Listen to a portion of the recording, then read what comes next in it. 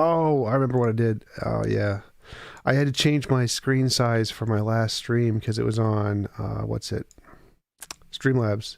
In Streamlabs, the image is different than my normal screen capture program. So I was like, for some reason, we aren't showing up on screen. Like, what is going on? But now it is good. That is a very interesting lamp. I like it. Oh, this one here? Yeah. Yeah, we wanted to go with something like kind of just more unique, kind of catch your eye. And I've always liked the industrial looks, so yeah, Yeah, it definitely looks cool, like old miner stuff. yeah. In fact, my wife and I went around and we replaced all of the lights and all of the fans in the house when we bought it. So Oh, it was wow. funny that the first one that we replaced, it took us like 3 hours. And then by the time we were doing the last one, we got it down to like 30 minutes, because we had never done one before. But Yep. by then, Practice makes perfect.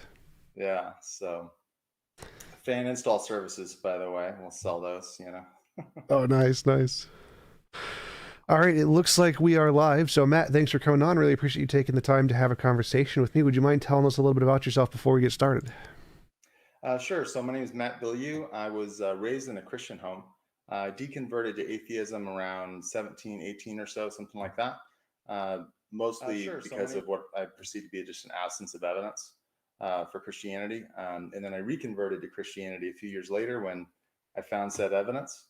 And those experiences really gave me kind of just a passion for evidences, for Christian evidences. And so I got my bachelor's degree in religion from Luther Rice University and my master's degree in apologetics. And now I serve on a volunteer team with Reasonable Faith.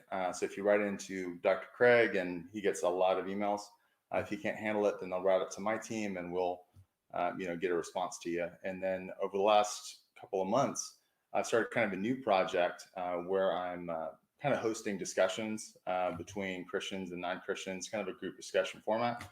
And if anybody's interested in that, you can find out more at coffeeshopapologetics.com. Awesome. Yeah. So, is that in person only, or is there an online thing for that? Oh, online. Yeah, purely online. It's through I use a Discord server for that. So Oh, nice, nice. Awesome. I'd yeah, I definitely be can't be interested. bothered with a commute. How often do you guys meet and chat?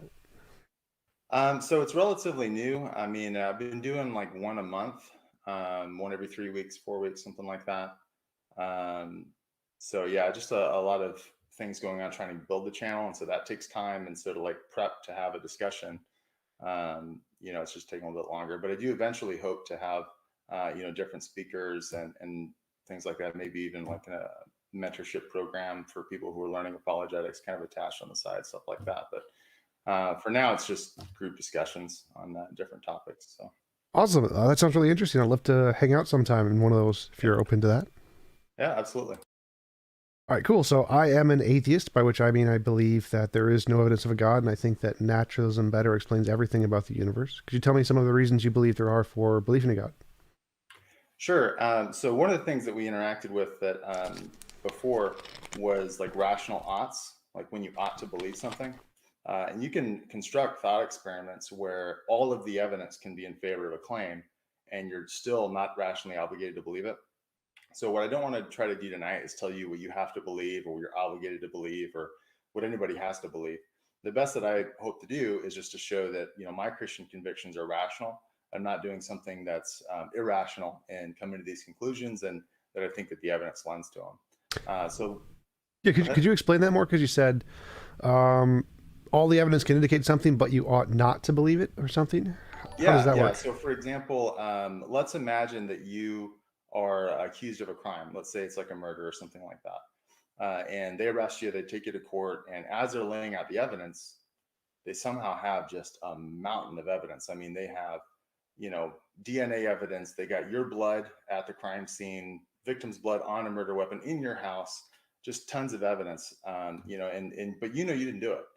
And so it can literally be where like all of the evidence is against you doing it, and still you're not rationally obligated to believe you did it. Right. I mean, you even if they have like a video, you would think, well, that video is doctored because I know I didn't do it. Um, and so there's some sort of quality in addition to evidence that causes there to be a rational ought. And you can do thought experiments in the other direction as well, where you're not obligated to believe something, or where you are obligated to believe something, even if there's not a lot of evidence. And so, Well, I wouldn't count that as all the evidence, because if like you don't have a memory of the thing and you're being accused of doing it, I would say that that is evidence you did not do it. And so I think that would not all of the evidence would be indicative that you did it at that point. Like literally, if you had a memory of actually doing it and knew you did it, and all of the evidence indicated you did it, then all of the evidence would. But if you didn't, if you literally couldn't remember yourself doing it, I think that would be a piece of evidence that you didn't. So it wouldn't be literally all of the evidence indicates that you did it in that case. all right. Yeah. I mean, maybe you're pushing the analogy a bit more than I meant to go with it. Basically, the point was just to show that there isn't evidence alone that can cause you to be obligated to believe something. That there's something more than just the evidence. Because even if you took that, then there'd be like one person's testimony, your own, that you didn't do it. But whether you like the thought experiment or not, I think that there's a question of when do rational obligations obtain, and it's not obvious to me exactly what the standards are. So all that I'm bringing that up to say is like I'm not trying to tell you that you have to believe something or that anybody in the audience has to believe anything. All that I'm trying to say is like, well, look, at least understand that Christianity is a rational option. For somebody who looks at the evidence, it's rational for them to come to Christian conclusions. Right. So I mean, Definitely. when I hear that, to me, I intuitively disagree, because when I say that if all of the evidence indicates a conclusion, then I would say by definition you ought to believe it in that case. If there were oughts, I don't believe there are objective oughts, but you can believe whatever you want is my position. But Okay. if all of the evidence does indicate something, you should believe it. And in your analogy, all of the evidence didn't indicate something. So like if you literally don't have a memory of yourself doing it, that is a good piece of evidence that you didn't do it, kind of a thing, or is at least a piece of evidence against the hypothesis. So I don't understand your statement there, because it seems like your example doesn't match your statement. It may not be very pertinent to our conversation, but to me that seems very confusing to say that it's a possibility that all of the evidence could indicate a conclusion. It's not rational to believe it. That doesn't make sense to me. Yeah. Okay. So it sounds like we agree. You don't think that there are rational lots, and so you don't think that people ought to believe things. I don't have a robust standard for rational lots, so I'm not going to say that they obtain for our conversation. So I think we both agree that no rational oughts are obtaining for our conversation. Is that fair?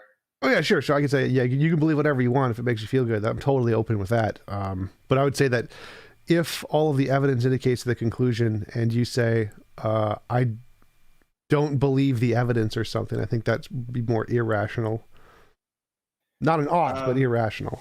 yeah. So like in our example, like if they had the murder weapon at your house, it might be irrational to believe that the murder weapon wasn't at your house. But yeah, this is kind of going. It's really only tangentially.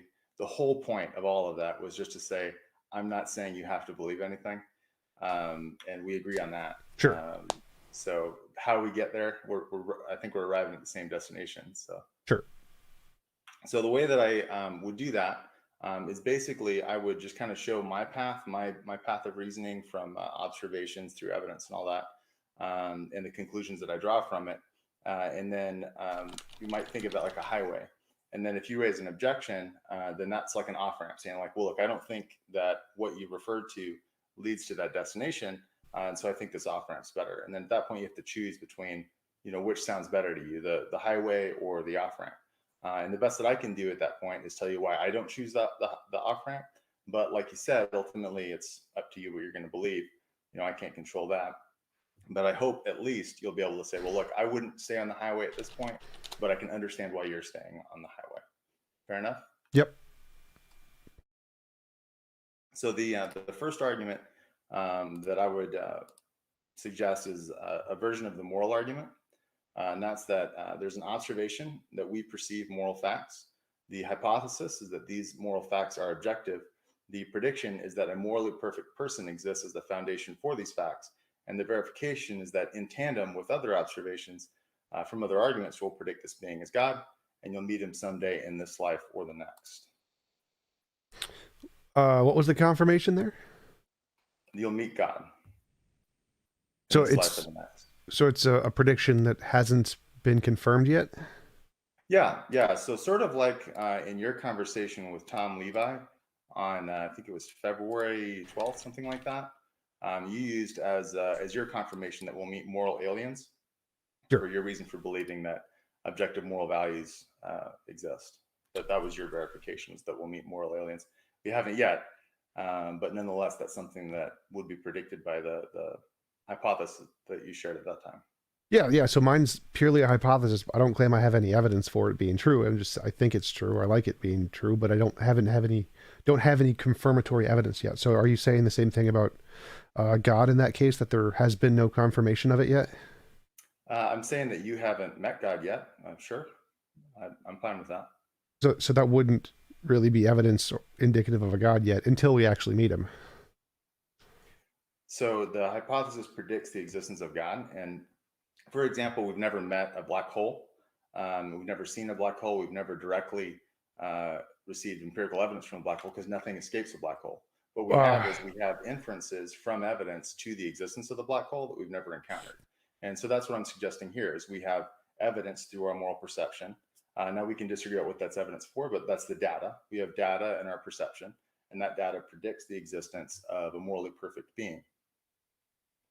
well, we predicted that if black holes exist, there would be these massive gravitational fields that would suck stars in them, and we can literally directly observe that.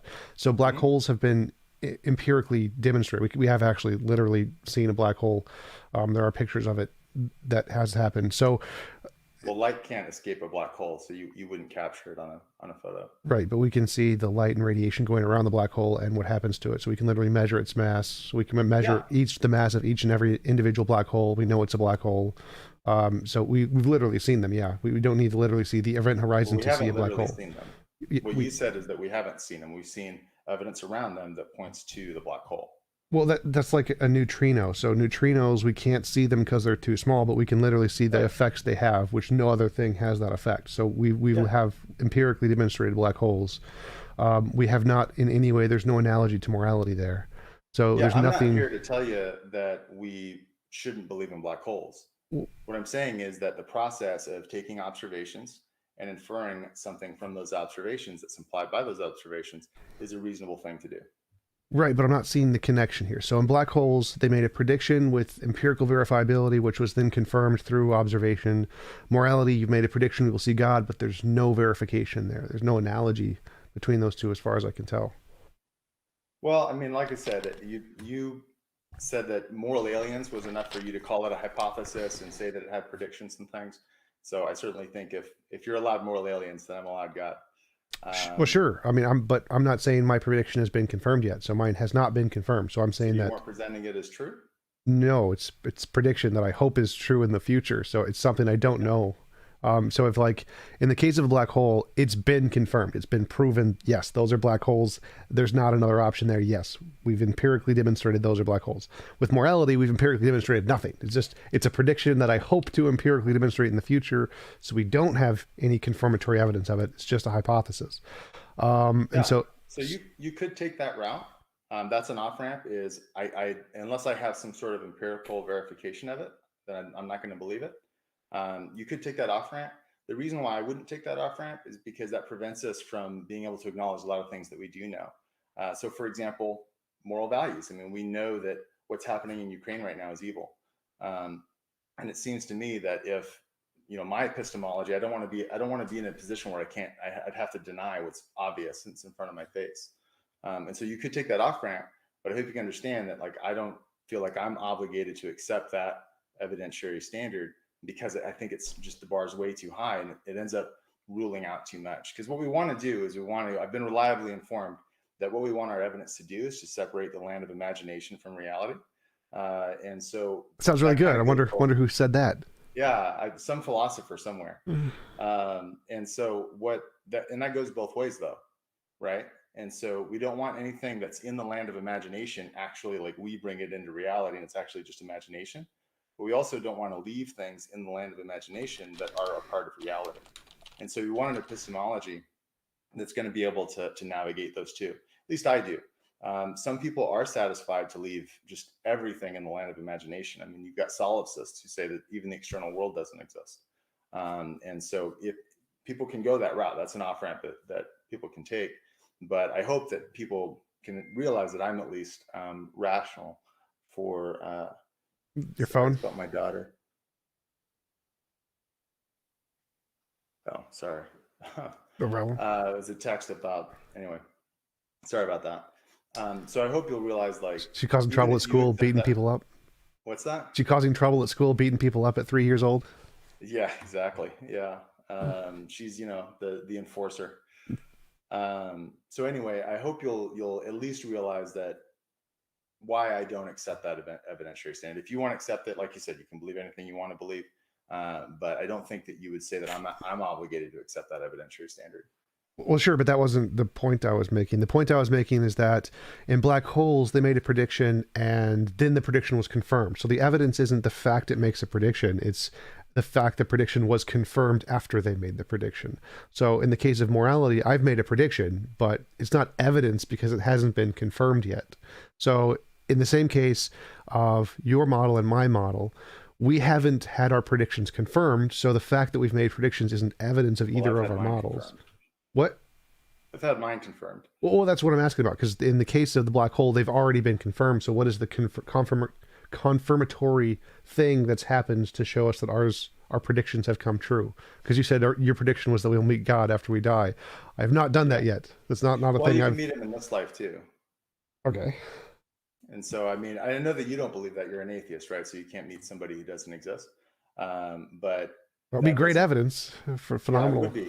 Well, and it was. And so, anybody who's in the audience, if you sincerely seek God and put your hope in Him, then you will meet Him. And so, there is a way to verify that in this life. Well, I don't think that's fair because I think most atheists have genuinely sought Him and have not found anything. So I think that's like literally the consensus among atheists. We've all literally genuinely sought Him, and that's why we left the faith because He wasn't there. Yeah, and that's what I said when I was an atheist too. But here we are. Right. But I mean, I think we can literally empirically demonstrate, yeah, we have genuinely sought them. We can literally identify in the brain what genuine passion is and that we have genuine passion for that. So we can literally prove that false. Like, yes, we know for a fact. Like, it's kind of like your example with the murderer. If all of the evidence indicates that you're a murderer, but you know you didn't do it, we know we did genuinely seek and it didn't happen. So if that standard is true, then we've disproven God. We already know He doesn't exist because we genuinely sought to a greater extent. I mean, I'd say that atheists in many cases genuinely seek more so than the vast majority of Christians. So if what you're stating is true, then the fact that we have gone through that process to an extremely genuine extent and have not found God would completely disprove God if what you just said, that we would meet Him if we didn't genuinely passionately tried and did not, then that would seem to disprove God by your standard. Yeah, so where we're at in the dialectic is that you've presented an objection about evidentiary standards, that the evidentiary standard is that it needs to have this empirical verification. And as No, I'd like, that was not a part of anything I said. No. okay, then what's your problem with saying that morality predicts a morally perfect being? None. I don't have a problem with that at all. So my problem is that for a prediction to be evidence, it has to be confirmed. You have to confirm the prediction, not just make a prediction. So I can predict the lottery numbers for next month are 5, 7, 2, 12, 24, but that doesn't mean I'm a genius unless it actually happens. Until it happens, it's not evidence of anything. So Yeah, just making... I'm serving notice that I don't accept that evidentiary standard. And I've explained why I don't accept it, and I don't think it's rational. I'm not You can following. accept it. I'm not telling you should accept it. So The standard of it doesn't count as evidence until it's verified. if I predict the lottery numbers right now, let's just say I'm going to predict the lottery numbers. Are you going to accept me as a genius? And if before they actually happen? I mean, if you can do that, then I will absolutely call you a genius. Sure, just give them to me. We'll close the chat so that I can win by myself. Yeah. And then. But wait, would you believe I'm a genius before you won, or would you wait until after you won and probably doubt? I'm not saying that verifying predictions isn't a good thing when you can do it. That's not what I'm objecting to. What I'm objecting to is that you can't count something as evidence without that. So my standard of evidence is that some piece of evidence X counts as evidence for hypothesis 1 over a counter hypothesis, hypothesis 2. So X counts as evidence for H1 over H2, if and only if X is more likely on H1 than on H2. And it counts as evidence. It may be weak evidence, it may be strong evidence, maybe conclusive, it may be inconclusive, but it would be evidence if it counts for one over the other. Well, two things there. One, that's post hoc ergo propter hoc, literally a fallacy. So like if I said there's a gold brick on my table, and if I have a hypothesis there is a leprechaun in my basement who likes to make gold bricks, well, that would the gold brick would be more likely on that hypothesis than the hypothesis there's no leprechaun, and so given if those your are the only two hypotheses, then sure, yeah, I'd rather believe a leprechaun put a brick on your table than it popped into existence out of nothing. But those aren't the only two hypotheses in that case. right, you have so different competing hypotheses. right, so given your definition of evidence, that would be evidence of a leprechaun. So in order, you'd have to add to your definition. Yes, it would. If the only two possible options are leprechaun or gold brick from nothing, poof, there it is, then yeah, I'm going to go with the leprechaun. Wouldn't you? Well, no. So like if there's a hypothesis that I like gold bricks or whatever, the fact that I like gold bricks would have a lower probability to expect a gold brick on a table because not everyone can afford a gold brick. And so under a hypothesis of a leprechaun who has magic, who can always produce gold bricks, if such a leprechaun exists in my basement, then the probability of a gold brick existing on my table is 1. It's a very high probability. If I like gold bricks and I would buy one, the probability is very low because the probability of people being able to afford a gold brick is low because they're expensive. And so under the hypothesis of the leprechaun, the gold brick would be more likely. It's higher to be expected under the leprechaun hypothesis. So that if that's your standard of evidence, that's a bad standard of evidence. So on that analogy, what you're putting in as a presupposition is that it's more likely that a leprechaun exists than you would scrounge enough money together to buy a gold brick. No. So I wouldn't agree that it's more likely on H1, the leprechaun, than on H2 that you somehow bought a gold brick. It's more likely that you would see a gold brick under the hypothesis there is a leprechaun who creates gold bricks than under the hypothesis that a person who owns the house likes gold bricks. Because if there's a leprechaun, leprechauns can always create gold bricks. They are, you can sui generis produce gold bricks or whatever. But people can't because they need to make money. So the hypothesis, the problem here isn't the priors. The objection you brought up was called the problem of the priors. The priors of leprechauns is low, which is, I agree, that's why we don't accept them. But under your original definition of evidence, the Bayesian definition, the fact that we see a gold brick would be more expected under hypothesis where the gold brick appearing has a higher likelihood, which you can make up infinitely many possible explanations to make it a higher likelihood, like a magical leprechaun. And if there was a magical leprechaun, the likelihood of a gold brick is higher than if there is no magic leprechaun and I just like gold bricks because they're expensive. So given the Bayesian definition, there's no causal connection between you liking gold bricks and there being a gold brick on your table. There would be a causal connection between you buying a gold brick and then putting it on your table, but you just liking something. I like Griffin, right? Which is some sort of eagle beast thing in Lord of the Rings. I think they're cool. That has no causal connection on griffins, right? I like cake, but there is no cake here, right? So like me liking something has no causal connection between it being there. There have to be other things like me acting to put it there. But merely liking something doesn't have a causal connection between you and that thing. It doesn't cause the thing. And so, yeah, I would say your H2 is essentially a gold brick poofing out of nothing. And so, yeah, if you're going to set it up that way to where you've got leprechaun places a gold brick or gold brick poofs out of nothing because there's no causal connection between the hypothesis and the gold brick, then sure. But the way I would actually respond to that is present hypothesis number 3. TJump's a huge thief and he stole a gold brick. He uses the pink hair to throw people off. That's how he gets away with it. Right. So I'm comparing any natural means for me to acquire a gold brick from like Fort Knox or whatever, compared to the hypothesis there is a magic leprechaun who magicked a gold brick or whatever. In the Bayesian definition of evidence that you provided, the leprechaun has a higher explanatory power to explain why the gold brick is there because it's more likely that a gold brick would be there if a leprechaun existed. Since getting a gold brick is difficult here on Earth because they're very hard to get, it's unlikely any given person would be able to get a gold brick. But a leprechaun doesn't have that problem. So under the leprechaun hypothesis, the gold brick is more likely, it is more expected you would see a gold brick if a leprechaun existed. So the evidence is more expected if the hypothesis is true. Whereas it's less expected if the me stealing one is true, because that's a much difficult, less probable thing to occur. Yeah, I mean, if you're stipulating that the leprechaun exists, then I mean, sure, we can stipulate things into existence. But like I said, I don't agree that it's more likely that there is a leprechaun that poofed a brick onto your table than that you stole a brick or went out and bought one or whatever. I mean, I don't agree that the evidence is more likely on the leprechaun hypothesis than on the. So yeah, I would, the way, that's how I would respond to that, is I would say that yeah, that does work into my framework for evidentiary standard, and it would put the leprechaun lower than you stealing a brick. Well, it directly contradicts the definition of evidence you gave. That's the objection I'm having. You're saying that it's more likely that the brick would exist on the leprechaun hypothesis than on the you stole a brick hypothesis. Yes. I disagree.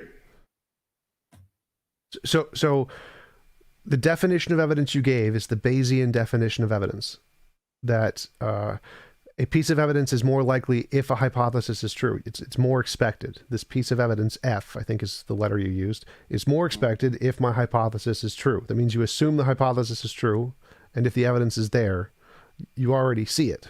So that would mean you assume the leprechaun is true, your hypothesis. Would you expect to see the data that you see? Like the gold brick? Well, yes, obviously you would. And so given the definition of evidence you used, what you just said, which I agree with, I don't think the leprechaun is a better theory here. I agree that exactly for the reasons you said, but it directly contradicts what you called evidence.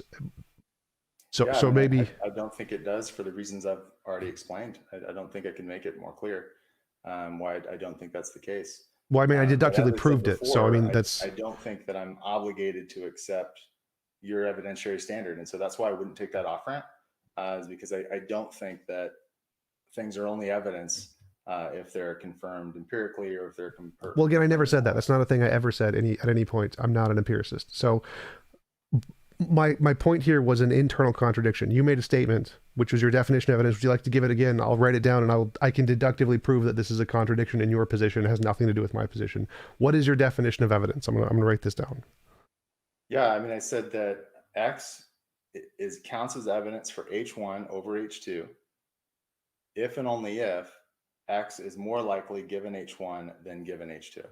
So X being the thing we see, the evidence.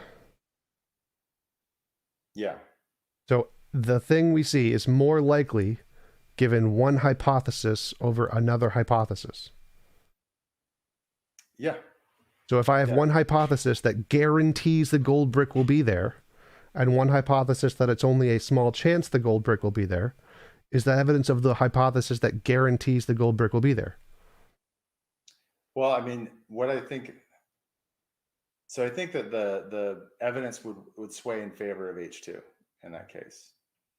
I mean, look, you're familiar with the Bayes theorem. There's a lot of different variables in there. There's not just the probability of the evidence given the hypothesis. There's also the probability of the hypothesis on the background information. Priors, it's called priors. So they're on priors, right? So, I mean, like I said, I really don't see how this has anything to do with morality. Well, priors. I don't think that in order for me to say that this implies that I must have a verification of that.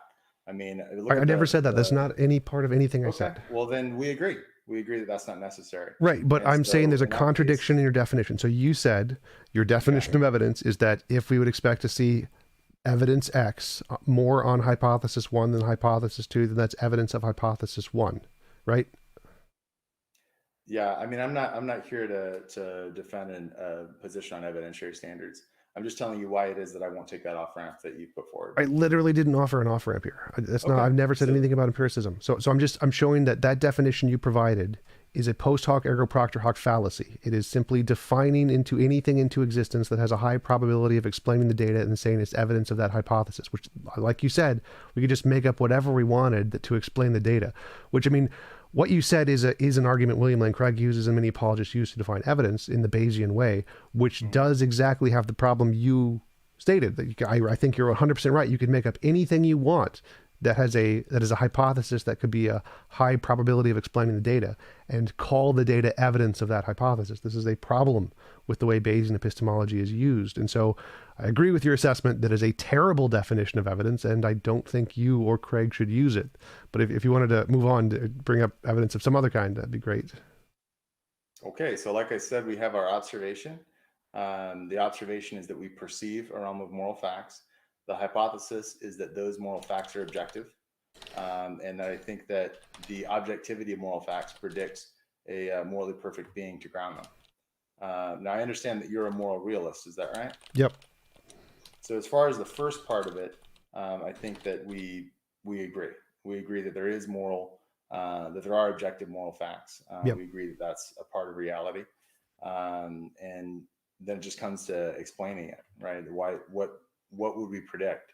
And the reason why I think that it would predict a perfect being, a perfect person, is because moral values like justice, compassion, love, those sorts of things, those are all moral. Those are all character qualities, right? So, for example, if I said that on the wall behind you, on the other side of that wall, there's an object of some kind. I'm not going to tell you what it is, but I will tell you that it's just, it's loving, and it's compassionate.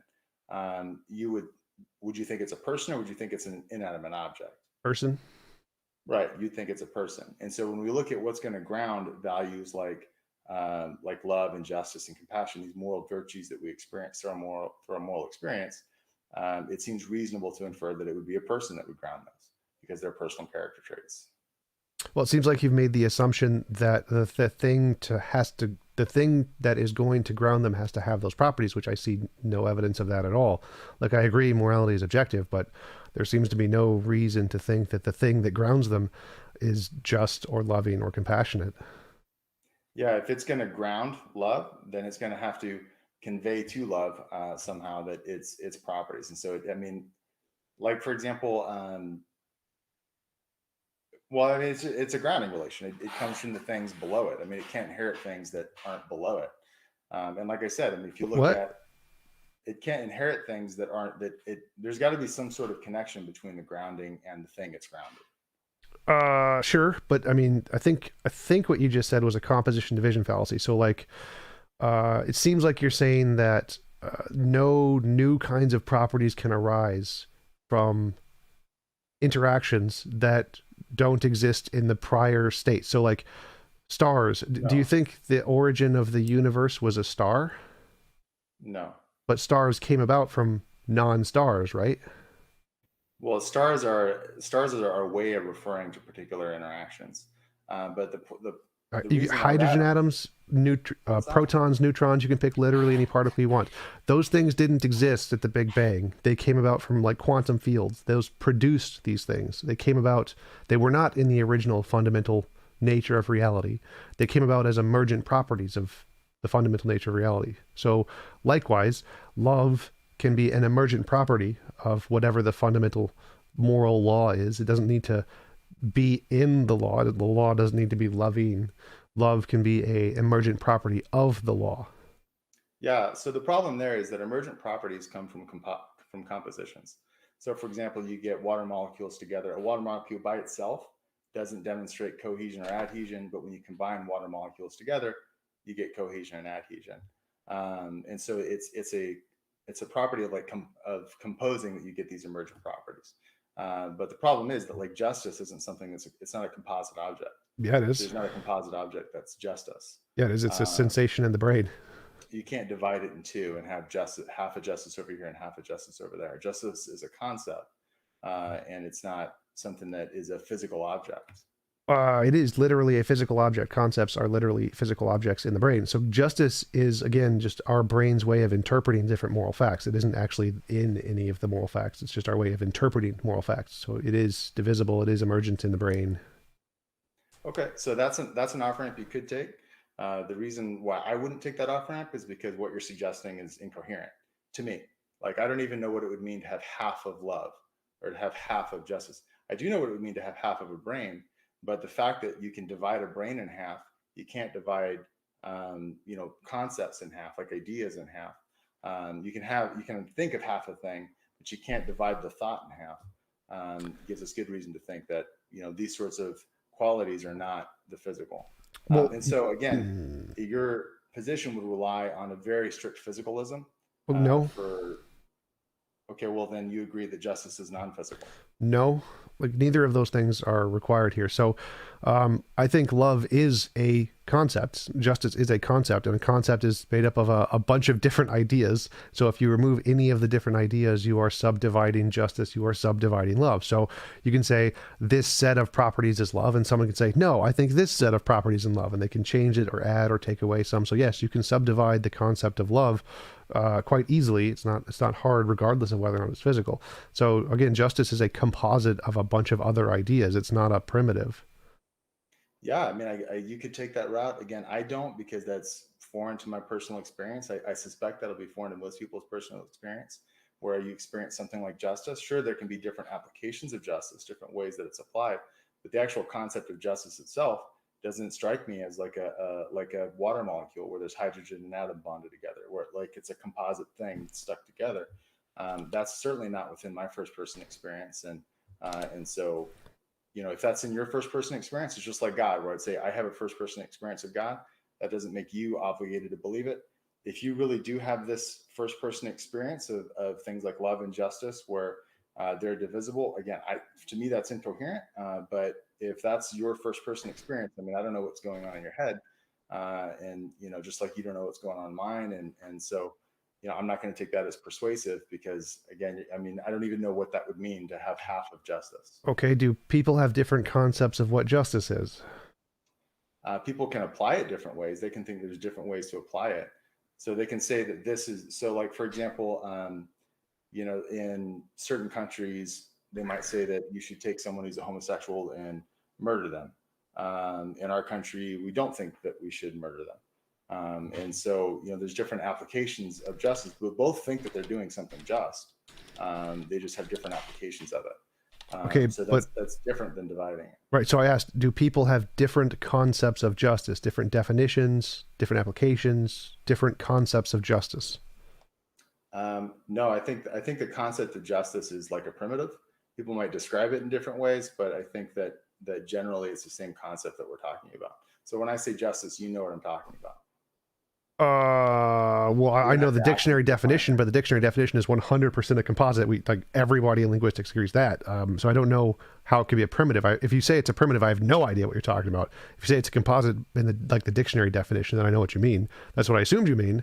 I don't know what you Yeah. mean when you say Well, it's a philosopher Eric primitive. Wielenberg thinks that they are primitives. In fact, he takes them to be brute facts, and so in that case they would be fundamental. They're not divisible, and so yeah, this is not a fringe view that I'm putting forward. And like I said, it's part of my first person experience, and people have to ask themselves, does it make sense to have half of compassion? Does it make sense to have a third of compassion? I mean, can you divide it up that way? And if that makes sense to them, I don't even know what that would mean, but it's incoherent to me, and so I'm not buying it. So a brute fact means it has no explanation, which means it can't be grounded in a Correct. god. Right. Eric Willenberg's an agnostic, so yeah, he's not going to say they're grounded in God. Right. So you're saying it's a composite of God's nature. No. Okay, so if it's a primitive, that means it's not grounded in God. That's A composite is two things that are bonded together, like a composite object would be oh, things that are put together okay. to make a whole. So it's grounded in God's nature. It's not a primitive. Right. There's something else Well, that's I more haven't said primitive. that. I haven't said God. Well, I've said in a perfect person. You said justice was a primitive. In terms of our language, in terms of the concept of us experiencing it, I'm saying that it may be the case that we can't get more simple in the definition than to refer to it. So, for example, Graham Oppy gives the example of catness. Like we all know what a cat is, but you'd have a really hard time finding a definition that picks out all and only cats. What makes for catness? It's hard to describe exactly what makes for catness, and that's Graham Oppy's example. And so it may be the case that justice is a primitive in Well, that way. cats aren't a primitive. The reason we can't get a definition of cat is because it's on a spectrum, and spectrums are very hard to define very specific terms. So if you're saying justice is kind of like a cat, and there's an infinite amount of spectrum between the different scopes of what justice could be, then yeah, it's going to be hard to give a specific definition of justice like it is cat. Yeah, That would kind of just prove my point that it's a spectrum. that wasn't what Grandma P had said as far as the spectrum goes. Maybe he said that elsewhere, but that's not what I heard him say. Well, I don't know what you heard him say, but that's just the way why we can't define a cat. It's not a primitive. It's not. There's not some objective definition of cat. It's just how we categorize species, which is on a spectrum, which has to deal with the problem of identity because it's literally a thing in evolution that we can't define species exactly because there isn't such a definition because they're all on small little spectrums. So it's just a fact of the matter. That's the way it is. And Grandma P doesn't disagree with that in any way. So I don't know what your point was there because cat isn't a primitive either. My point is that the idea of catness is a primitive in the way that you're using. Maybe you're using primitive in a way that I'm not intending it. Okay, what do you mean by primitive?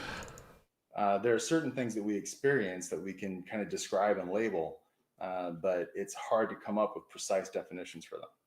That's what I mean by primitive. Like in language, it's something where it's like a simple concept where it's kind of like I'll know it when I see it. Like there was one politician, I can't remember his name. He was trying to outlaw pornography, and one of the problems that he had was putting in a legal code. How do you describe exactly what pornography is? And he said, "Well, I don't know how to define it, but I'll know it when I see it."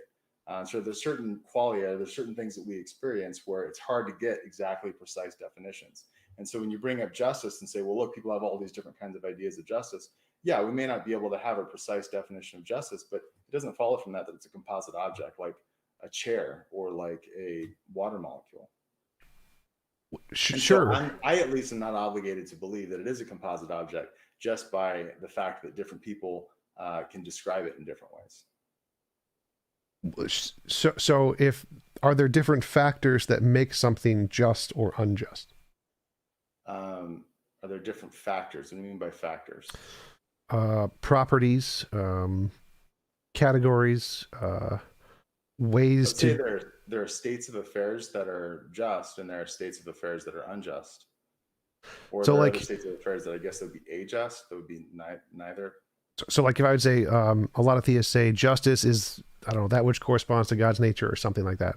There's some other thing there that isn't. It's not just the word. There's some other defining factors in what makes something just, like corresponds to God's nature, corresponds to the Platonic object. Just desserts. Like there's something else there in the definition. More Yeah. so. So you're conflating the use of language, which is what I'm talking about, and ontology. So you can have a definition for why it is that something's the case, but then not having to do with the semantic uses of the term. And so your point seemed to be that you were saying that people kind of describe justice differently, and that this means that they're describing different parts of justice, and that therefore justice is a composite object. That was what it seemed like you were driving at. Sort of. Yeah, I'm saying justice is composed of other ideas. It's not an idea onto itself. Yeah. So for me to acknowledging that there can be a wide semantic range for how we use the term doesn't imply that there isn't a thing that is justice. So I don't see how that follows to say that people use this term differently. So therefore it's a composite object. I don't see how that follows. Okay, so I think I understand your position now. You're saying there's this ontology of justice. It's a thing that exists somewhere, which I would just say there's zero evidence for. I'd say that it's a concept in the brain, and the concept in the brain is a composite of other ideas, and that seems to be what all the evidence indicates. So I think that your position seems irrational to me to think that justice is literally an ontological thing that exists out there. There's no evidence that it's a concept in the brain. Well, I'm imagining it right now. That's pretty good evidence. That's not in your brain, though. What? There's no evidence that that's in your brain, that you aren't an immaterial. Like you could obviously go the physicalist route and say that you are your brain, your mind is your brain. And then you can go the dualist interactionist route where you think that there's a soul that interacts with the body and interacts with the brain. And there's just no evidence that you are just your brain. Well, everyone in neurology, psychology, cognitive science, and the philosophy of mind would disagree on that one. Well, then they're wrong. I mean, I'm not going to just agree because they say that, and I don't agree that all of them say that. Well, they do. So, like, I have In number principle, of there's no way to studies. I verify have a that. number of studies on the consensus on here, and it's that if there are novel testable predictions made that we can interact with the brain and mess with consciousness, and we do interact with the brain and mess with consciousness, that's good evidence that it's physical. We would not expect that to be the case if it was just a receiver or whatever. So, the fact that we can directly interact with the brain and change consciousness and manipulate consciousness, turn things on and off, is good evidence it's physical, since that was the hypothesis made by most people in the field. But that prediction was just as easy is just as predicted by dualist interactionists. Post hoc, so it wasn't a prediction by them. That's the problem. It's like you can make any theory fit the data after you know the evidence, but only the one that can predict the data before you know it is the good hypothesis, and the only one that did that was physicalism. That's why it's the consensus by a huge margin. Yeah, that's not true at all. Dualist interactionists would predict that impacts on the brain would have an impact on the empirical experiences that people interact from the brain and what your soul interprets from the world. That Well, would no. absolutely be predicted by dualist interactionists. No. So you have to modify dualism to make that the case. So, for example, you can have consciousness outside of your body and someone zaps your body and your consciousness is completely unaffected. And so it would not follow that if dualism was true, messing with the brain would affect your consciousness. So that's not something you would expect on dualism. Obviously, if physicalism is true and consciousness is literally the brain, then obviously if you mess with the brain, you're going to mess with consciousness. That's entailed by the theory. It's not entailed by dualism. So if you're a dualist, you would not necessarily expect that messing with the brain would affect consciousness, which is why it was predicted by the physicalists, and they made all the predictions and they got it all right. And many of the dualists made contradictory predictions and said this was not going to occur, and they got it wrong. That's why the consensus is physicalism today in every science of the mind. Yeah, no, it's not. I just don't agree. And so, like I said, I do think that dualist interactionism predicts that you would see impacts from the body if you mess with the body, and that if the brain is in the mind is getting information that comes through the body, then you would expect if you interrupt that information, then you're going to have those the information coming to the brain is going to be different. So, for example, we're on a video feed right now, right? Yeah. So if some hacker, got into that video feed and changed it, then it could come through on my end, and they could do whatever they want. They could give you whiskers, they could give you like big cat ears, they could do whatever, and that's what I would see, and so that's what I would be reacting to. And so, yeah, you actually would have the same empirical results from dualist interactionism as you would with physicalism and those kinds of studies. And that's why, in principle, you can't disprove the brain or disprove the existence of an immaterial mind through those sorts of experiments. And so, like I said, you don't have to go my route, go down my path, but that's a reasonable position to take, is to say, look, this position, dualist interactionism, just as easily predicts the evidence as dualism. It's not a race to who got there first, and it's not a popularity contest among neuroscientists. That just is what is predicted by the theory, and so I'm at least rational for not believing that. The other issue, well, definitely not. You're definitely not rational in that case, because we can prove again that's post hoc reasoning. So if I have a theory that predicts everything, and so for example, I say, I don't know, just a theory that predicts literally everything, and here's another theory that predicts 1 out of the 10 possibilities, and we discover the 1 out of the 10 possibilities is correct. That's evidence of the theory that predicted only that one. If there's another theory that predicted the other 10, all 10, and you falsified the 9, and that other theory was like, oh, well, that's okay because we have a version of the theory that can fit this one thing. Well, that's a bad theory. That's a silly theory to hold because it predicted all of the things. And when we falsify them, it just changes itself to fit the remaining data. It's called a God of the gaps fallacy. It's not changing itself to fit the data. Well, it did. This is what I'm saying. This is literally the history of the philosophy of mind, is that no, dualists and idealists did not expect that the brain would affect consciousness. They think that you could have conscious things that were not affected by the brain. That was the main predictions of the field, and that was proven false, which is why the people who believed idealism and dualism had to change their theory and fit the scientific data, just like people who believed in God did once we discovered evolution. They had to get rid of the young earth creationist idea and make it fit the scientific data. So the scientific data predicted the one thing, or physicalism predicted the one thing we discover that mess the brain, you get consciousness. idealism and dualism predicted 10 other things, and those were falsified, so they had to abandon those hypotheses and fit the data. Yeah, that wouldn't be a weakness on the view if it does predict all 10 options. I disagree. I mean, if you're saying that, look, I've got this hypothesis over here, and it's narrow, this hypothesis that fits pretty much any result, then it's not disconfirmed by finding one of the results that it predicts. And so I again, I'm not. And then there's other reasons, like for example, my first person experience of having free will. I make decisions, like I decided to come on and speak to you today. I have the first person experience of choosing to do that. And that is not at home on a physicalist interpretation of the mind. I And so agree there's a there. I lot don't of think what what's that? I agree. I don't think free will is possible. I totally agree there.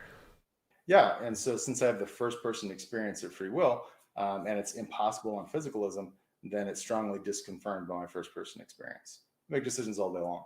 I think everybody does. But I mean, if you don't, then there may be something wrong somewhere. I don't know, but I certainly have that experience. And so, you know, I'm not buying what you're selling, I guess is what I'm saying.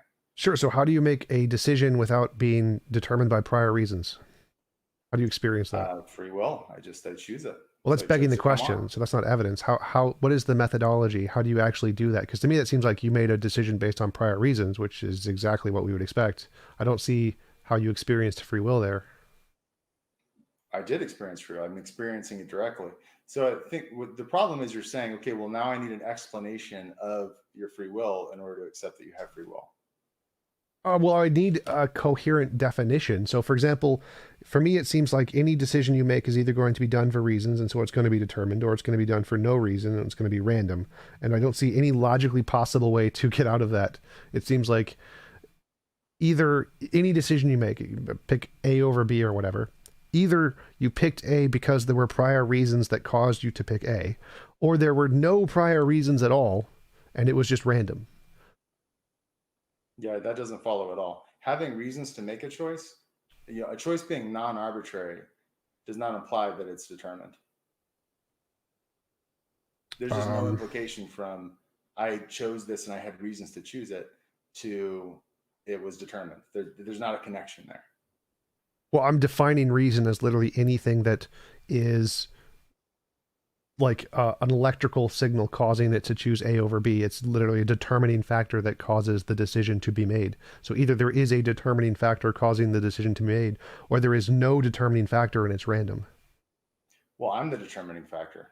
I determine my decisions.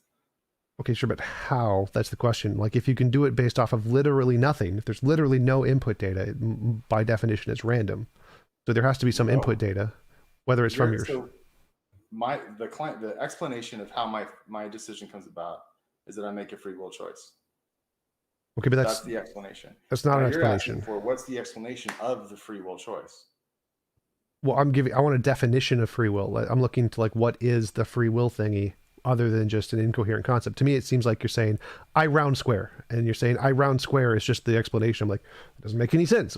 What is a round square? And so My choice of x is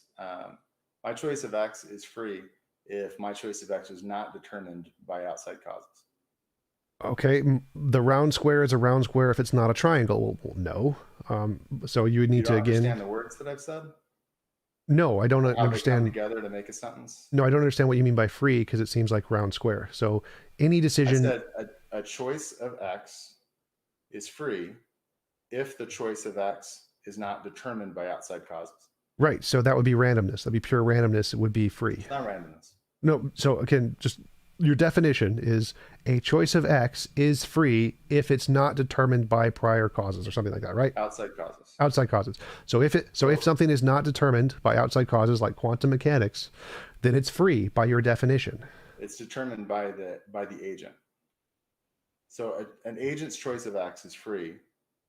I thought the agent was implied, but I'll put it in. An agent's choice of x is free if the agent's choice of x is not determined by outside causes. That is outside of the agent. So if the agent's choice is caused by randomness, then it's free. I don't know what you mean by caused by randomness. I don't know what that means. Quantum mechanics fluctuating with your brains or whatever, your choice. I don't. Well, again, I'm not a physicalist, so I don't think that you are your brain. Okay, So I don't think that that I doesn't. don't think the chemical reactions in the brain causing you to do it would be an inside cause. Right. So that's just an analogy here. So if randomness, if pure randomness, like quantum mechanics, even if it's in the soul realm, the non-physical soul realm, there's non-physical soul quantum mechanics. If that caused you to make a decision randomly, then by your definition, it would be free. Well, I don't believe that quantum mechanics is random, and so again, I don't. It can be underdetermined without being random. Well, that's not the consensus in physics.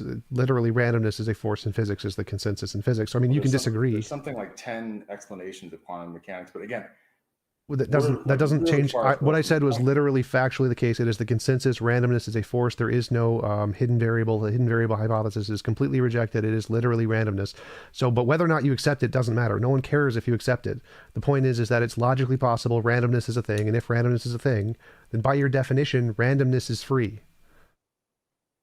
So again, randomness doesn't have causal powers. Randomness is a way of describing events, whether they um, Happen without are determining random or not, I factors. guess. That's what randomness means. It happens without determining factors, which was the same definition you gave of free. Yeah. So in that case, there's not an agent who's choosing X in that case. So Okay, yeah, so I guess I disagree with the way you're setting up the scenario because I don't think that you're smuggling in that your choices are caused by quantum mechanics, and so at that point, no, it would be determined by quantum mechanics. okay, sure. So you're saying randomness isn't free, determinism isn't free. So you got what's the third option here? Free will, Yeah, but no, that's not an agent explanation. causation, agent causation That's just a synonym. So I need to explain how does that work? Like to so me, again, I've said agent causation explains the choice. That explains how it is that you have free will. You're using agent well, that's causation. just a synonym. That's like saying a round square explains a round square. You need to explain how does it do that? You're again, and I'm let me try to finish this time. I don't mean to be rude. That was rude. I'm just saying, like, I'm like halfway through the sentence. Um, I'm saying that you're asking how is it that you have a free choice? I'm saying agent causation explains how it is that I have a free choice because I'm making the choice freely through agent causation. You're now asking, okay, well, how do you explain agent causation? I'm looking for a definition of agent causation that makes sense. So just saying agent causation and saying free will is like me saying a synonym and another synonym. Like it doesn't explain anything. Just giving a different word that means the same thing doesn't in any way explain what's going on there. I need a coherent definition of what both of these words mean, agent causation and free will, because neither of those things have any explanatory power. They have no explanatory scope. They have no coherent definition. They're completely meaningless terms as far as I can tell. So I need to add meaning to these terms. What was the agent's choice of X is not determined. You asked me to explain what I mean by free will. The agent's choice of X is free if it's not determined by causes outside of the agent. Okay, but that literally doesn't work. So if I said a potato is not a triangle, well, that means that literally everything in the universe is a potato. It tells me nothing about what a potato is because it's not a triangle. So telling me what it is not doesn't give me any content to explain what it is. Or I need to know what it is. I can't make the definition more simple than that. So if that sounds like potatoes and triangles to you, I can't explain it more simply.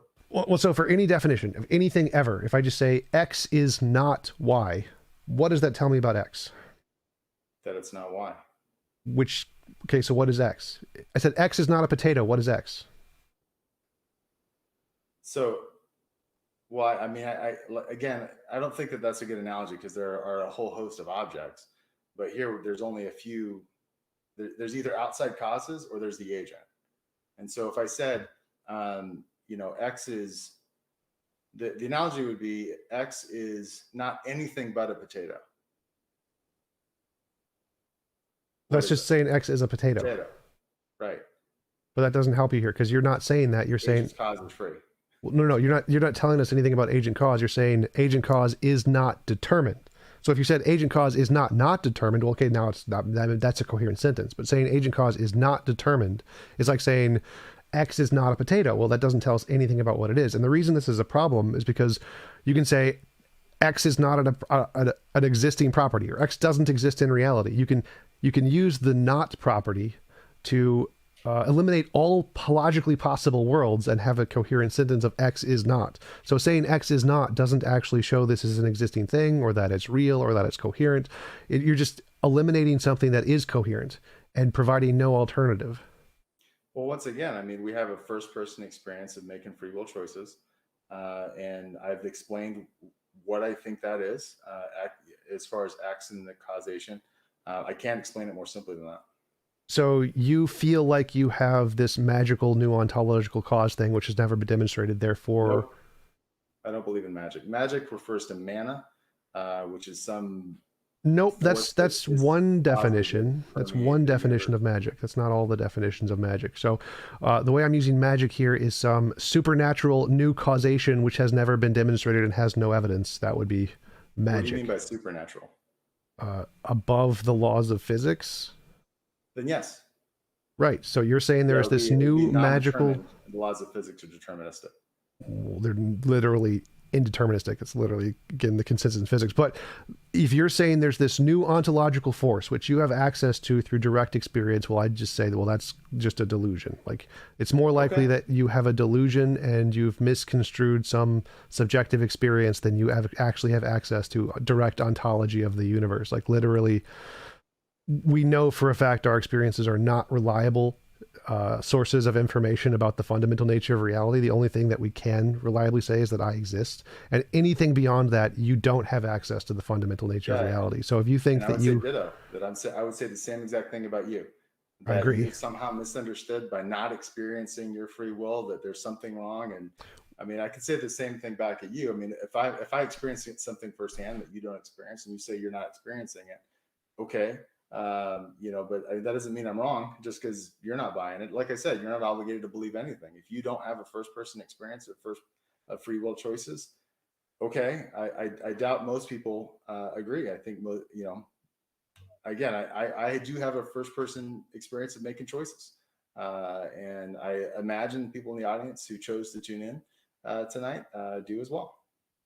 Okay, so what I was saying is that we both know, as you mentioned before, we need some way to differentiate imagination from reality. You have an imaginary experience which you think corresponds to something in You call it reality. imaginary. I don't agree with that Well, definition. imaginary just means it's a concept in your brain. That's all it means. So it's literally an idea you have, an experience, ideas, thoughts. Those are all imaginary. They're a thing in your brain or imagination, will, Are moral whatever. facts imaginary? Everything you imagine is imaginary. So if I imagine the world is round, that is an imaginary idea in my head. Literally everything starts as a thing in your head. It can't Yeah, I think not. it's a pejorative word in this case, What? and so that's why I would object to it. I don't understand so like literally everything. Science is imaginary. It's an imaginary concept. Every fact is an imaginary concept, a proposition you've imagined in your head. Everything starts as imaginary until demonstrated otherwise. So you have an imaginary experience, and as you I don't. agreed, you need some way to differentiate imagination from reality. And the only way you have to differentiate is said you experienced it, and that is Well, on your not. definition of imagination, imagination is reality because these things are real, and by your definition, they're also imaginary. And so, by your own definition, you've now crossed imagination and reality because Nope. you're taking things that are real, like the concepts in my mind, which you agree are real, and saying that they're imaginary. And so now we have imagination and reality overlapping. And Nope. so, So I just don't think you understand the conversation here. So if you're saying free will, agent causation is a literal, objective, existing thing independent of imagination, you're not just saying it exists in your imagination. If you were saying that, I'd be fine. Yes, it exists in your imagination. I agree. Your imagination exists in reality. But does what your proposition states, that there is this agent causation that actually objectively exists independent of our imagination, does that exist in reality? Well, you've provided nothing other than your imagination. yeah, I mean, like I said, I object to the term imagination used in that way. I think that it's pejorative because imagination is typically used to be like fiction. And the way you're using it, imagination can apply to things that actually exist that are real. Like, for example, I have a conception of our conversation, of the information that's being conveyed between us and that has been conveyed between us. That's real. But by your definition, it's both real and imaginary. Yeah. And so we're not dividing between imagination and reality because, on your definition, they're the same thing in that case. No, again, that's false. You just don't understand the distinction here. It's pretty obvious to everyone. you have the idea that this conversation exists and is real outside of your imagination. Do you have evidence of that? Yes. Like we have empirical evidence that we have conversations and TVs and internet and things. So yes, your idea that we are having a conversation, and that idea which says this is a real thing that exists in the world independent of imagination, is true. So it is an imagination. You have an imaginary idea of the conversation and that it exists in the world, and it also exists in the world. Those are two separate things. The idea in your head So, and the fact of the matter are two separate things. okay, so you're saying that the conversation exists in the world Yep. And you, and it's also my imagination. no, the conversation exists in the world, and you have an idea in your imagination about the conversation that exists in the world. I think you're saying that we don't have direct interactions with the world. Is that what you're saying? We don't have, through our perceptions, we don't interact with the world. Is that your No, position? Okay, well then I had an interaction with the conversation, right? and so I don't know how you would account for the information that passed between us in a physicalist sense. But I guess I mean, What? yeah, if you think that the brain is the mind, I guess you would have to say Also, that. not have anything to do with what I said. So, I mean, expressing how information transfers between minds is extremely simple. Information theory, Claude Shannon, 1958 paper, like visual and auditory information is presented to you and calculated by the brain. Oh, problem solved. Very, very simple. But that has nothing to do with anything I said. So what I said was you need to differentiate imagination from reality. All ideas in our head start off as imaginary. They're ideas in our head. That's literally our imagination. It is an idea in our head. That's literally what imagination means. Ideas in our head. And then you want to say that it's more than that. It's more than just an idea in your head that we have this agent causation. It is a thing. It is a real kind of causation, like mass or energy or spin. Those are real things that exist independent of our imagination. They also started as imaginary. The idea of spin was a thing that a physicist thought up, and then he made a prediction to try and confirm it was true independent of his imagination. But all things start as imaginary. So you've done the first part. You've come up with an imaginary hypothesis, just like everyone in physics does. You haven't done the second part, which was give a coherent definition of what that actually means and then show it actually exists in the world. You just said, well, I experienced it. If a physicist said, well, I just experienced spin, people would laugh at him because that's silly. Like, no, you don't get to just experience things, because we know that methodology is a very bad methodology and no one should trust it. And we know that that doesn't work. We know that people's personal experience is a terrible method to try and assess any truth about anything in reality, independent of our imagination. And so you trusting that or choosing to trust that seems like an irrational thing to do, given that we have defeaters for that methodology, that our personal experience is a terrible way to assess evidence of any kind. Yeah. So the problem, like I said, I mean, that's an off ramp you could take. The reason why I wouldn't take the off ramp is because it lands way too far into skepticism for me. Because, for example, you made reference to the 1958 paper that you read. How do you know you read it? It's your memory, but your Yep. memory is only in your head. Yep. So by definition, it's imagination. Yep. So you can't make that reality and it be imagination at the same time. And so all of our memory beliefs would then be in the realm of imagination. And how do you prove your memory beliefs?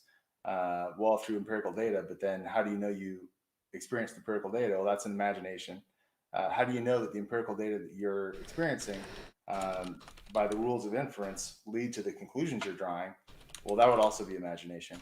And so how do you prove that? And so Novel testable predictions. So that's easy. That answering that is super, super it doesn't easy. have any predictions because you don't have any empirical data that isn't so mitigating through this. that literally doesn't matter. So this is very, very easy to predict. I say I see things like I see a TV and I imagine things. I imagine things like a unicorn, and we need some way to differentiate between the two. And we know a reliable way to do that is science, novel testable predictions. It differentiates imagination from reality.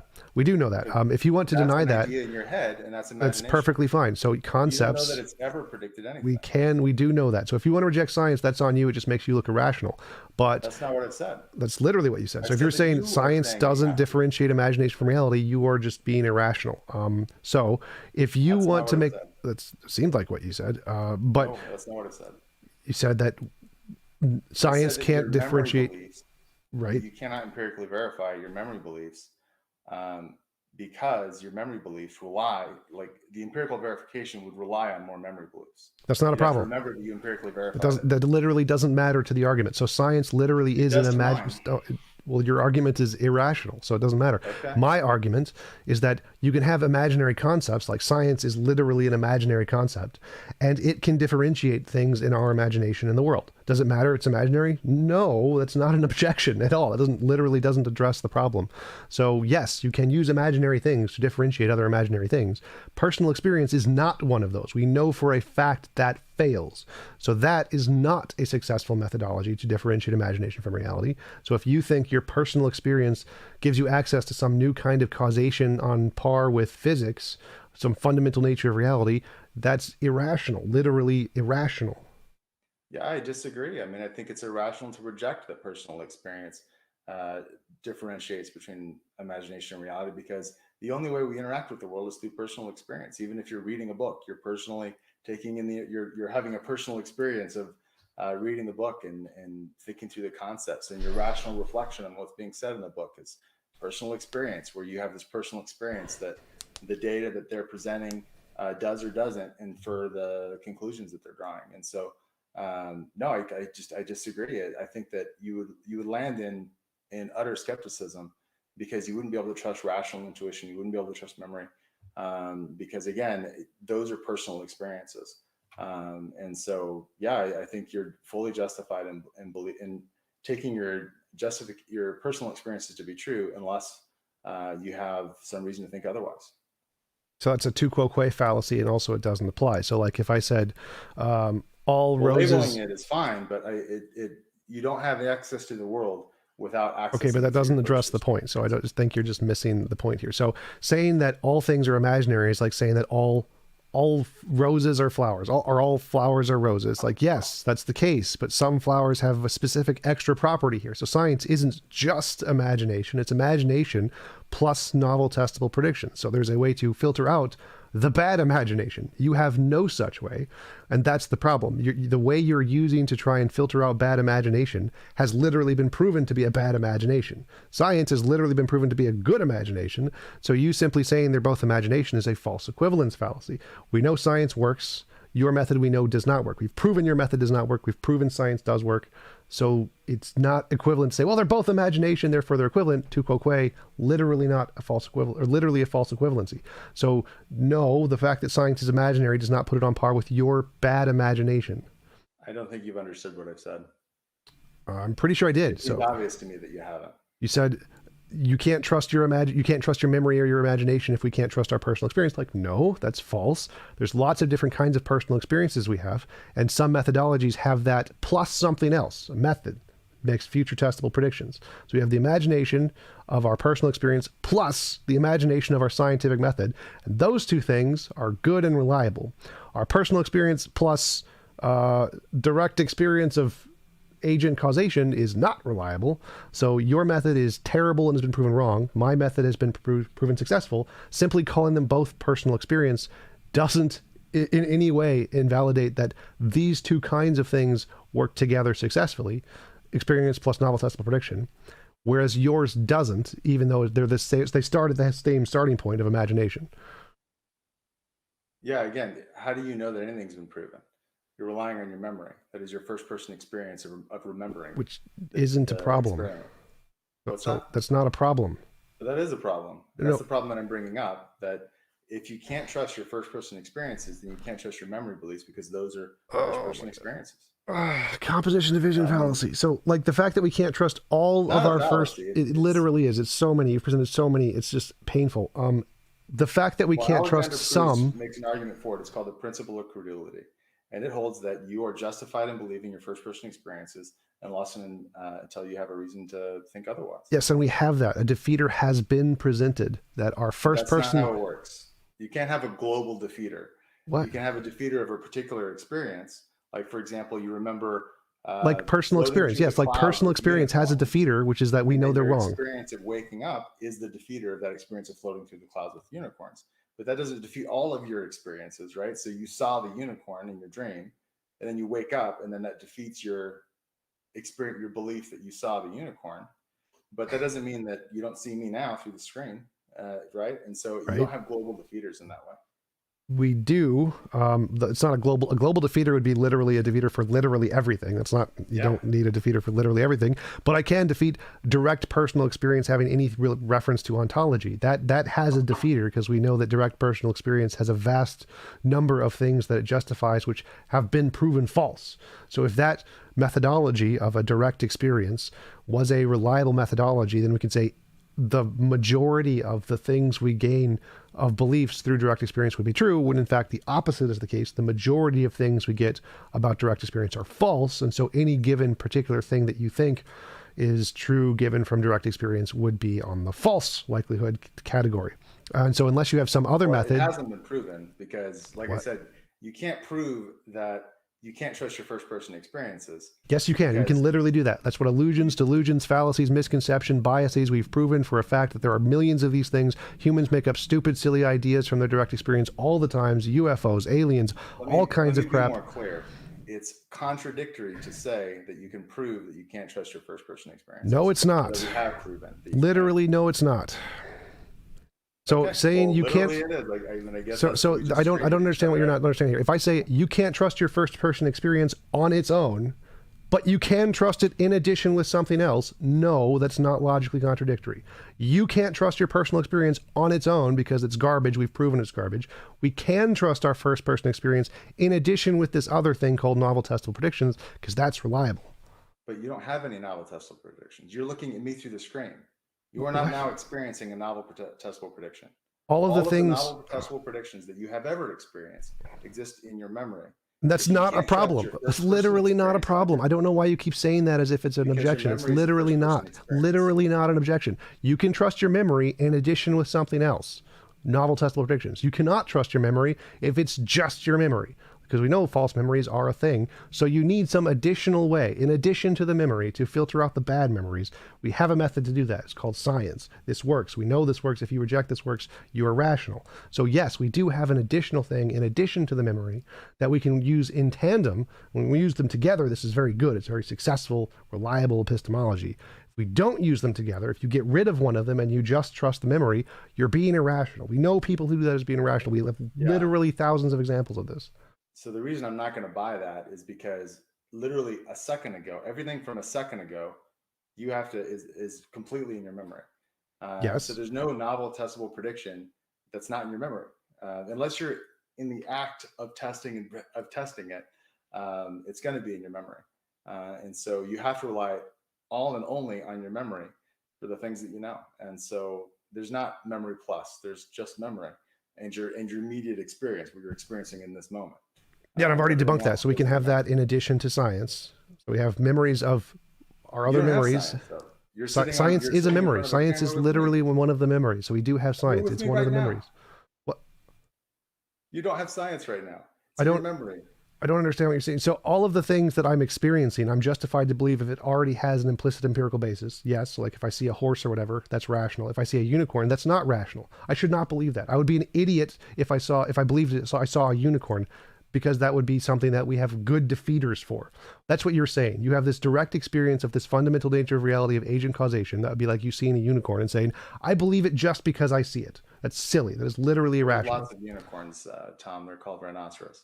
Yes, clearly that's what I meant by the word, and you're not being disingenuous there. Obviously. I'm kidding with you. Come on. You got pink hair. You can't lighten up. So obviously the point, the point here is that obviously you cannot trust your direct experience unless you have something else in addition to that. You can say that, but you haven't demonstrated it. So every fallacy, every bias, every illusion, every delusion, every misconception, every false theory. Yes, I've proven that. No, I don't agree. Again, I don't agree.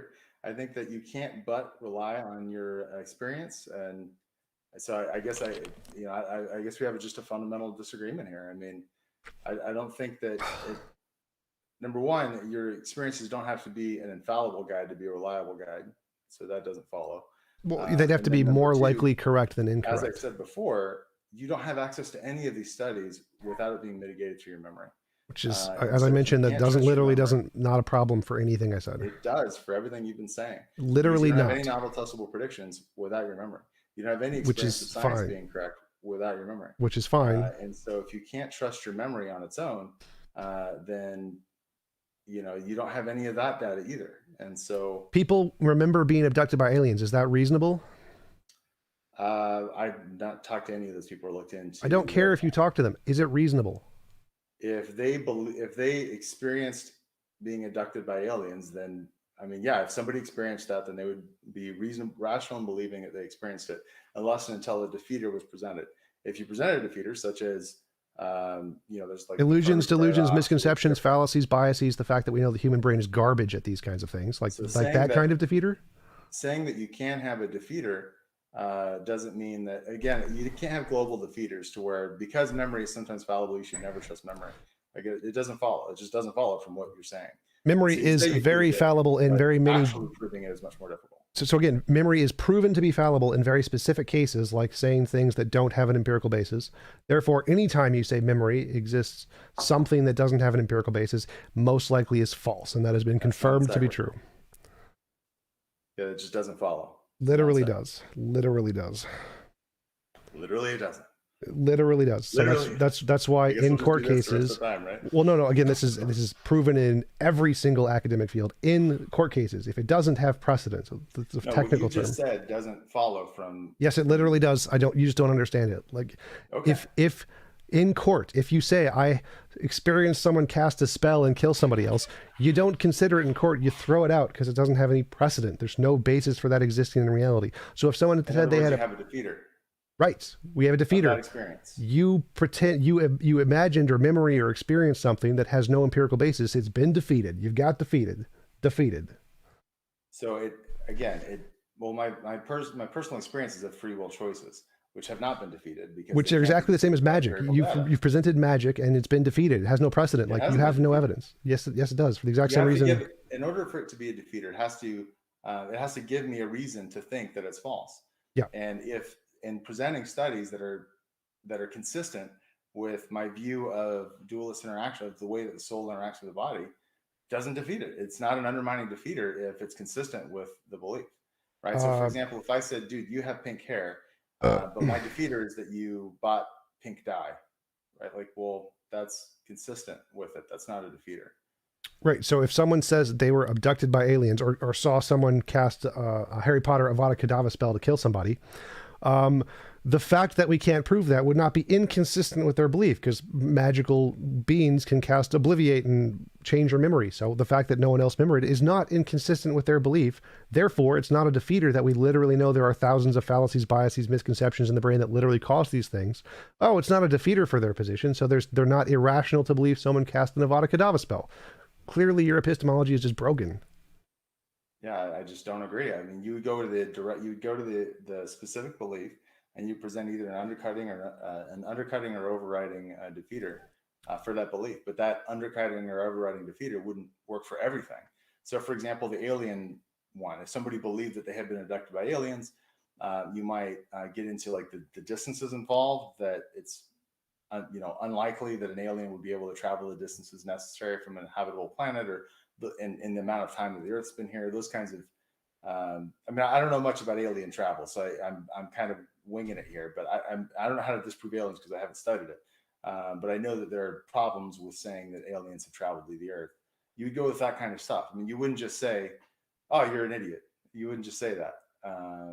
And at least that wouldn't be a rational way to try to disprove their beliefs. Right, I agree. Saying someone is an idiot is just an ad hom. But if we can show that human brains have fallacies, biases, illusions, delusions that literally cause these experiences, that is a defeater. And I don't need to say anything about the experience. It matters. So I can say nothing about the experience. I don't need to in any way address the experience. All I need to say is, does that experience, is it better explained by the fact that it's an illusion, or is it better explained by the fact that it corresponds to the fundamental nature of reality? I can say better explained by illusion, because we can show that's the case. Yeah, so I mean, that's a route you can go. For me, I don't want that. I think that leaves you in the land of imagination. I don't want to live in the land of imagination. I don't think that's a nice place to be. And so that's why I wouldn't go that route. Well, okay, but the whole point of mine is because it gets you out of that land, but okay. Yeah, because it leaves you unable to trust your memory beliefs. So a defeater for any memory would be a defeater for memory generally. And so you'd have to... No. That's what you said. No. So I said... used free will experience. That was kind of how we got into this topic. Yeah. And you said that we have defeaters for free will experience. Yep. And we don't, because they're consistent with free will. That's not how defeaters work. It has to be an underwriting. No, Well, it it is doesn't. how it works. It has to be. It has to either give you a reason not to trust that you believe that.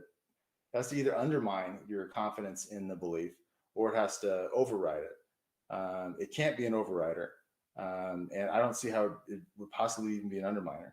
And so there's not a third option. Well, it doesn't need to contradict. So, for example, if I said I That's an saw overriding defeater to contradict. right, The other option is undermining. right, And it doesn't undermine it for me. I don't see how it would undermine my confidence that if you poke my brain, I see lights or whatever. I mean, I don't see how that would undermine my belief in my free will choices. right. So the undermining defeater is that we know that there are thousands of fallacies, biases, illusions, delusions, misconceptions in the brain. So simply our direct experience is very bad at and not in any way trustworthy to use as a method to tell us about the fundamental nature of reality. So any such belief is now defeated. Any such belief And that you that's have a non access. sequitur. And so I'm not undermined because that's a non sequitur. How? It doesn't follow from this is sometimes wrong to therefore therefore it's always wrong, or therefore it's never to be trusted. If it's mostly I wrong, don't agree that because we sometimes have these fallacies. I mean, I'm not walking around having hallucinations and things all the time. well, yes, Maybe yes, you that's are. your experience. It's certainly not mine. Well, But I don't have an experience of always being wrong. And so if I did have an experience of always being wrong, then yeah, I guess I would think I'm always wrong. But you haven't presented that. well, that's the thing is that yes, you literally are walking around with with illusions and delusions all the time. That's literally what your brain does. We know for a fact that our brain creates tons of illusions and delusions all the time. It's a fact. Most of what you see is that your experience that objects are solid is an illusion based on how our brains perceive things and make up constructs of the world. Our vision is actually flipped in our brains, and it doesn't actually work that way. That's also an illusion produced by our brains. Our brains literally produce mostly things that are illusions. So I don't like, yeah, that is actually the case. Like most human beliefs about the fundamental nature of reality, gods, magic, miracles, supernatural, all of those have been proven wrong. Okay, so you've just given a couple of examples that are supposed to be defeaters of your first person experience of sight. Everybody's just gonna have to decide if they think they can trust their vision. If they think they can trust their vision, then it's obvious that they don't think that the evidence you're presenting undermines our first person experiences. In other words, if I can trust my vision, despite the fact that my brain is recreating a visual representation of the reality around me, then if I can trust my vision despite that, then it doesn't follow from that I shouldn't trust my vision. And in the same way, it doesn't follow from that I shouldn't trust my first person experiences of free will. Right. There are some cases where we can prove vision does not work, and in those cases, it is not trustworthy. And there are some cases where we can prove vision does work, and in those cases, it is trustworthy. And to do that, we have this other method called science, and it can differentiate between the two. So in one case, we know it is trustworthy when you see something that has been verified by science. I see a dog. That's perfectly reasonable. If you see something that's not been confirmed by science, a unicorn, probably not reasonable. No, not reasonable. So if you're saying exact same way, you have some personal experience of something that's never been confirmed by science, probably not reasonable. But if that defeater works in that way, then it also works for memory, because memory's been confirmed by science many times. Memory's fungible. It's been confirmed by science that it's fungible. You can cause people to have memories of things that they never experienced. People forget things. Obviously, I think we've all had, at least I've had, the experience of misremembering something. And so, if the fact that your memory is fallible implies that your memory is not to be trusted, then you can't trust your memory of the scientific experience either. That's the point that I was making, is that ultimately, virtually everything you know relies on your memory. Like you said, the fact that it's wrong sometimes doesn't prove it's wrong all the time. But if there is a specific kind where it's wrong most of the time, it can never be trusted in that case, which is not a defeater for science, because it is not wrong most of the time in the case of memory referring to science, where it is wrong most of the time in the case of referring to personal experience of the fundamental nature of reality. It's mostly wrong then. It's not mostly wrong when it applies to science. So it's trustworthy when it applies to science, not trustworthy when it applies to free will. Well, it hasn't been shown mostly wrong about experiencing my free will choices. I have to see the study on that because again, the way that those studies are constructed is consistent with free will choices. And so it hasn't proved that your experience of free will choices is mostly wrong. Well, we can zap your brain You and could make say it you literally has, but what? again, I just don't buy it. We can zap your brain and make you make a choice when you have no option. And that does not at all undermine free will. Your ability to determine a choice doesn't imply that without that determination that your choice would be free. In other words, if I force you to pick up a cup, right? Let's assume for the sake of the argument that you have free will, and let's assume for the sake of the argument that I have some way of forcing you to pick up a cup.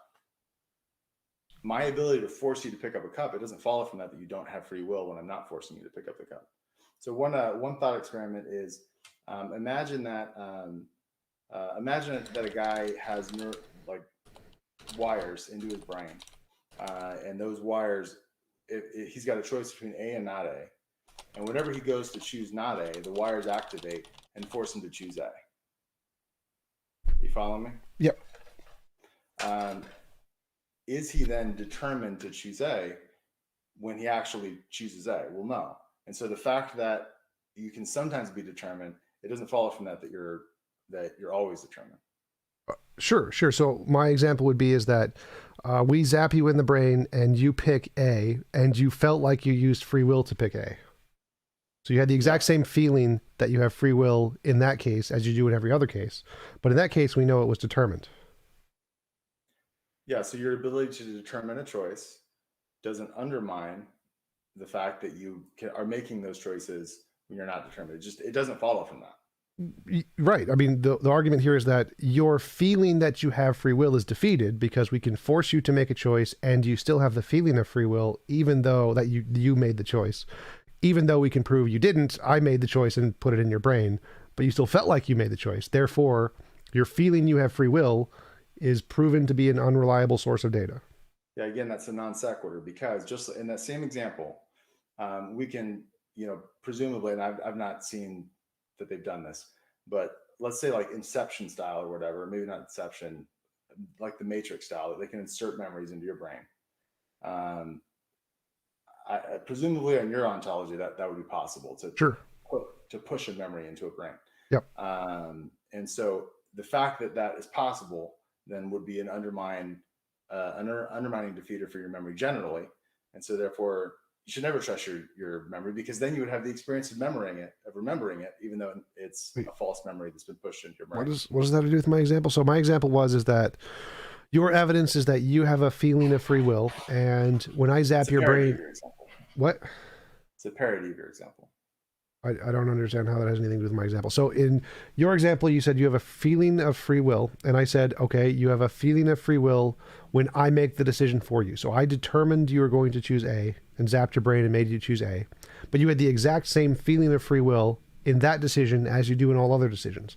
Therefore, and all the decisions could be determined by like your brain, which is something we have a significant amount of evidence for, and your feelings have no supporting evidence other than the fact that you felt them, and you feel them in all the cases, whether or not they are determined. Therefore, your feelings are not a way to differentiate whether or not they're determined. So you feel like you remember X. You have this first person experience of remembering X. Sure. And that's the same first person experience of remembering X, even if I pushed X and you didn't actually remember X. You just have this first person experience of it that I've pushed into your brain. That wouldn't undermine all memory. And in the same way, you pushing X into the free will doesn't undermine all free will. Or it would actually, if you could literally insert memories, that would undermine all memory, because you could just think that they're all just inserted by a demon that would undermine all memory. Yeah, well then again, like I'm not taking that route because that gets you into utter skepticism. Well, if you literally proved that there was someone who did that, yeah, that would mean that you shouldn't trust your memories, or you need some new way to differentiate the reasonable ones from the unreasonable ones. I would agree. Luckily we haven't gotten that defeater yet, but we have in your case. We have the defeater in your case. That's like, yeah. In your case, it would be like we've literally we've done that because you believe that it is scientifically possible to push memories into a brain, and so for all you know, that's exactly what's happening, and they're causing you not to remember it. Well, And again, so, I we mean, don't. again, the point is, it doesn't follow from this experience is fallible in one case to this experience is fallible generally. Um, that doesn't Right. follow logically, I and agree. so I'm not gonna buy with what you're selling. I Is I basically what it comes down agree. to. But that, like, if you have a case that can be shown to be reliable, like, then yes, you can say, oh, it's reliable in some cases, and the fact that it's wrong in this one case doesn't disprove it's wrong in every case, because we can show it's reliable in other cases. But if the only case we can show it working, or the only case we can test it, it's wrong in all of the cases, then that's a good reason to not trust it. If there hasn't been some other way that's confirmed it in some other means to show it's right ever, then we should never trust it.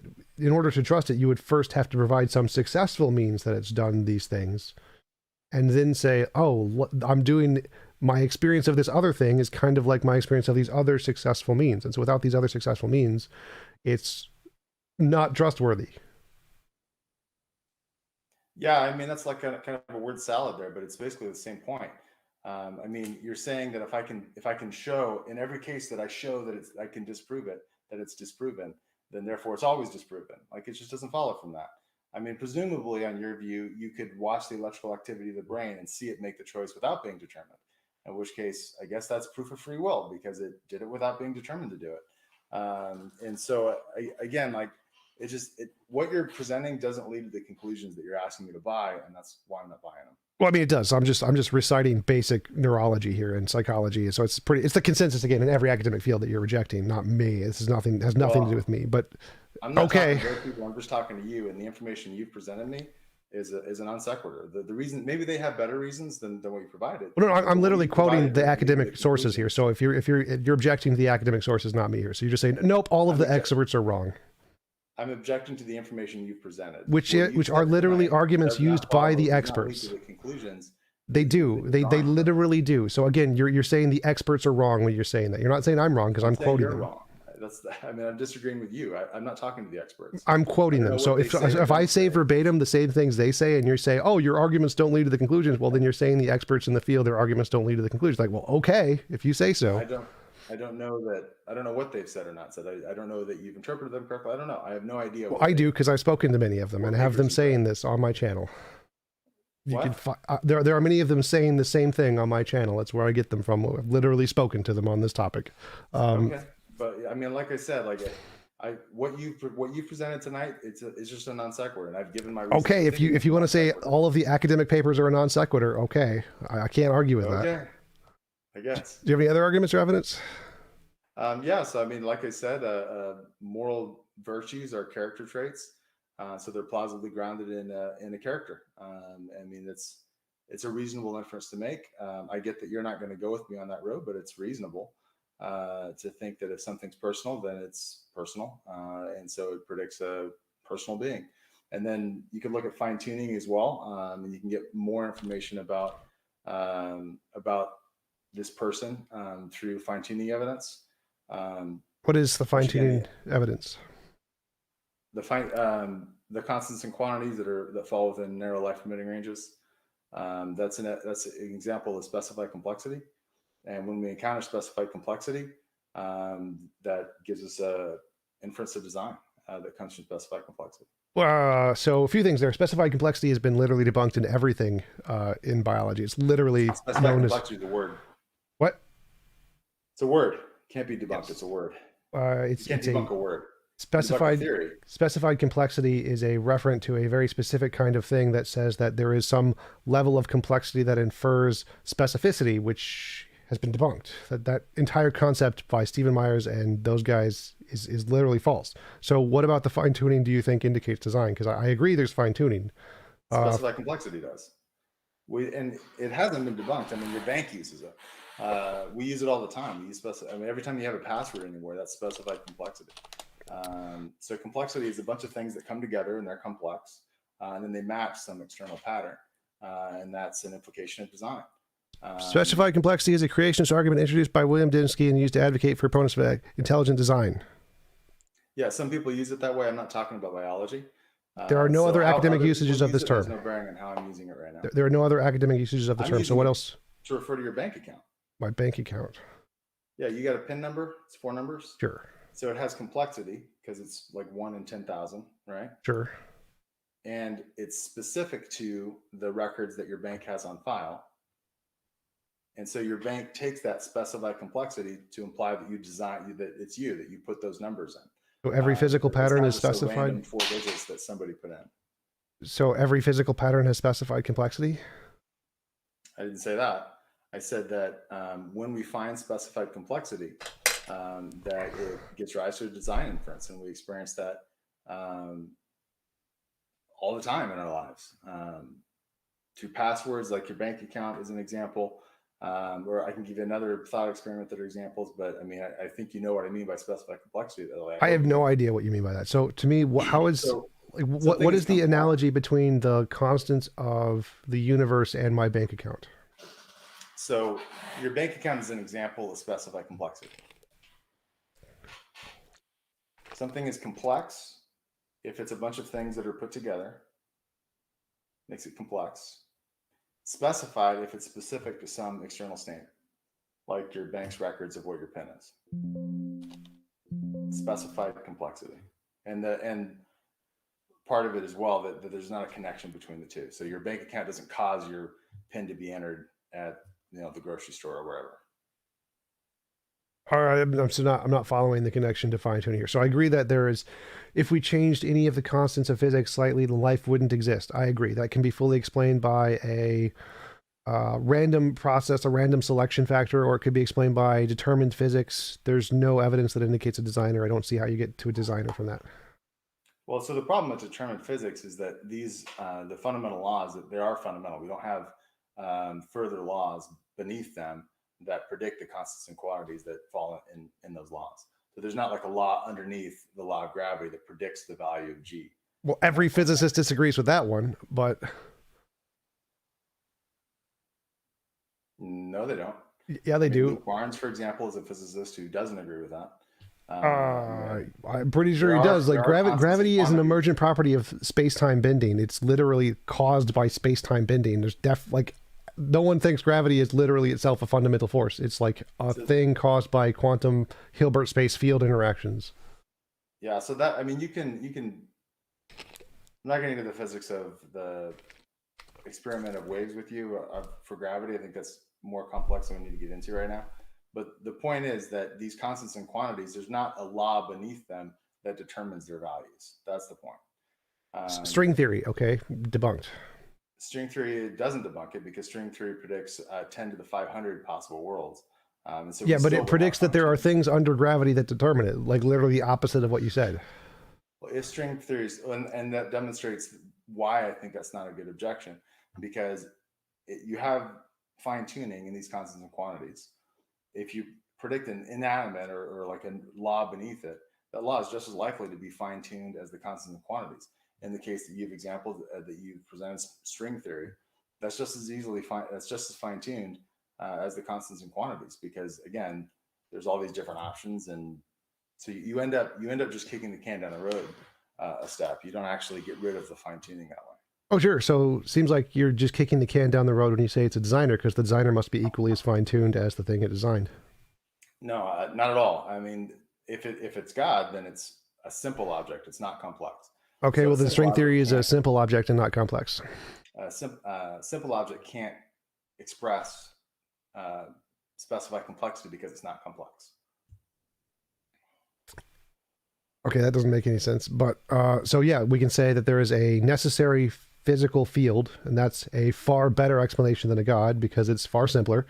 God must necessarily be designed. Like, why is God fine-tuned in such a way that his nature would produce this kind of a universe as opposed to a different kind of universe? Maybe there's a God who only wants black holes or unicorns or puppies. And so for every different possible way the universe could be, there's a possible God who could want it to be that way.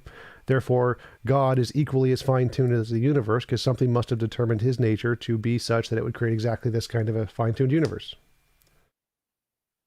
Yeah, so like that, there's kind of two problems with that. Again, and this is what you were saying before, is you're saying that in order to recognize an explanation is correct, you have to have an explanation of the explanation. Because you have to have an explanation of the designer in order to recognize the designer designed the universe. The problem with that is it leads to an infinite regress of explanations, because in order to recognize this explanation, you have to have an explanation of it. But in order to recognize that explanation, you have to have an explanation of that, and so on, and ad infinitum. And so that's not a very good way to evaluate explanations. It's patently obvious that you don't have to have an explanation of an explanation in order to recognize it. That's the first problem. The second one is the God is not complex, and so he doesn't exhibit specified complexity. He doesn't exhibit fine tuning. There's not a specific way that he's put together like a composite object. There's not different ways that he could have been put together. And you might have different concepts of God, but God has mutually exclusive traits. And part of the concept of God is that he exists necessarily. That is, he exists in all possible worlds. So there's literally not a different way that God could have been. Okay, so the first thing is you said that there are multiple ways it could be put together. So there's obviously multiple ways God could be put together. God could want a universe of only puppies.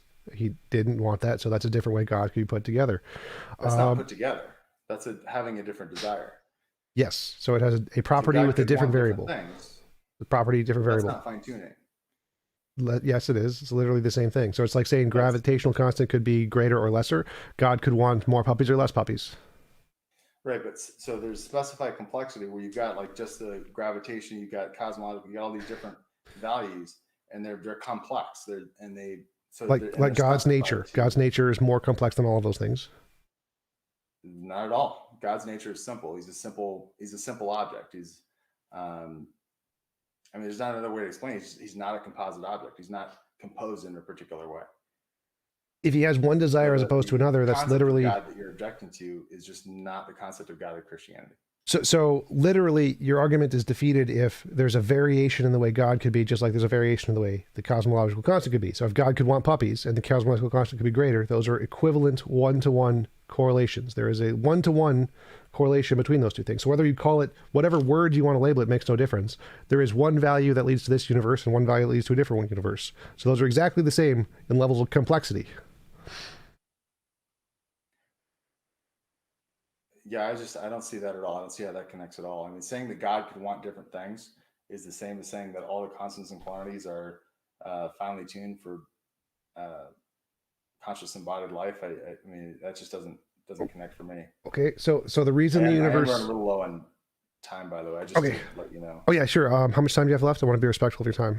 Just like a few minutes. Okay, so yeah, just to summarize, the reason the constants are fine-tuned is because if you change them, life would not happen. So there's a very select few of the things that would result in conscious life.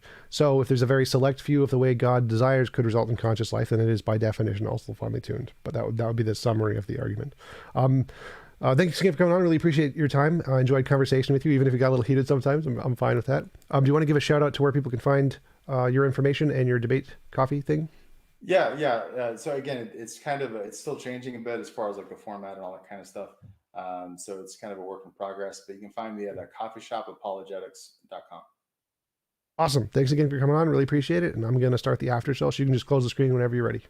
All right. Thanks. Later. Have a nice day.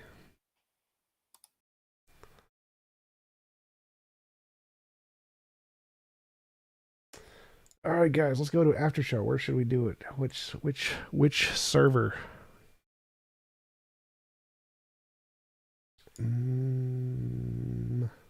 Try politics.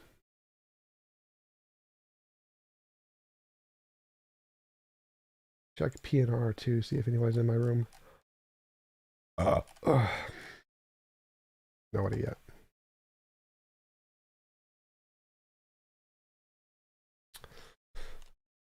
Eyebrow mango.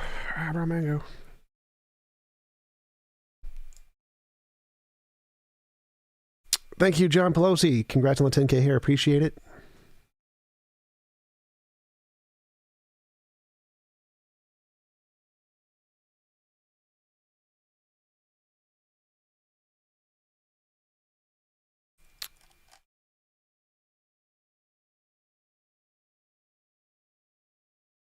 Hey, Frank, do you know how to do are you a mod in this one yet? No.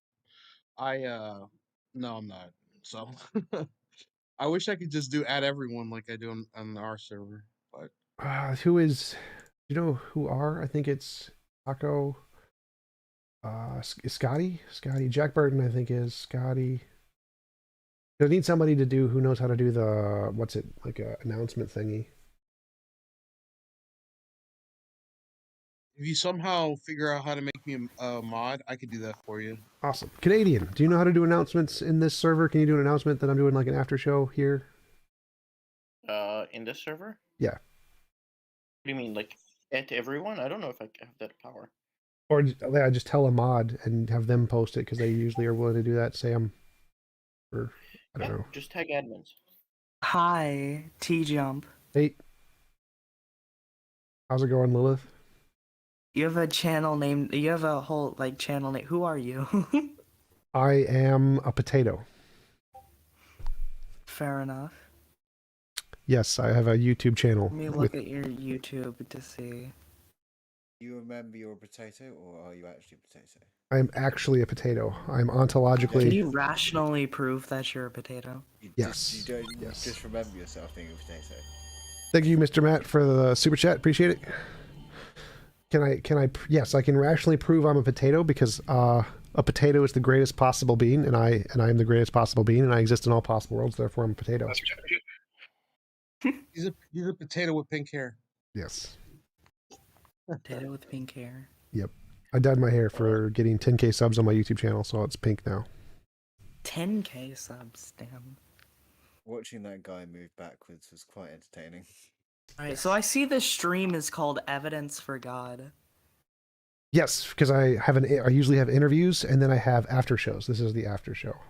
So I had an interview with Mr. Matt. He has a Discord channel, and thank you, Canadian, for the CA $1. So I had an interview with him, and now I'm doing an after show. That is my. I'll give you money right now. Hold on. Yes, I love that. You're my favorite person ever. Hold up. That's right, Maniac. I'm a maximally potato. Start using the arguments for God to prove things. Or what is it, Darth Dawkins?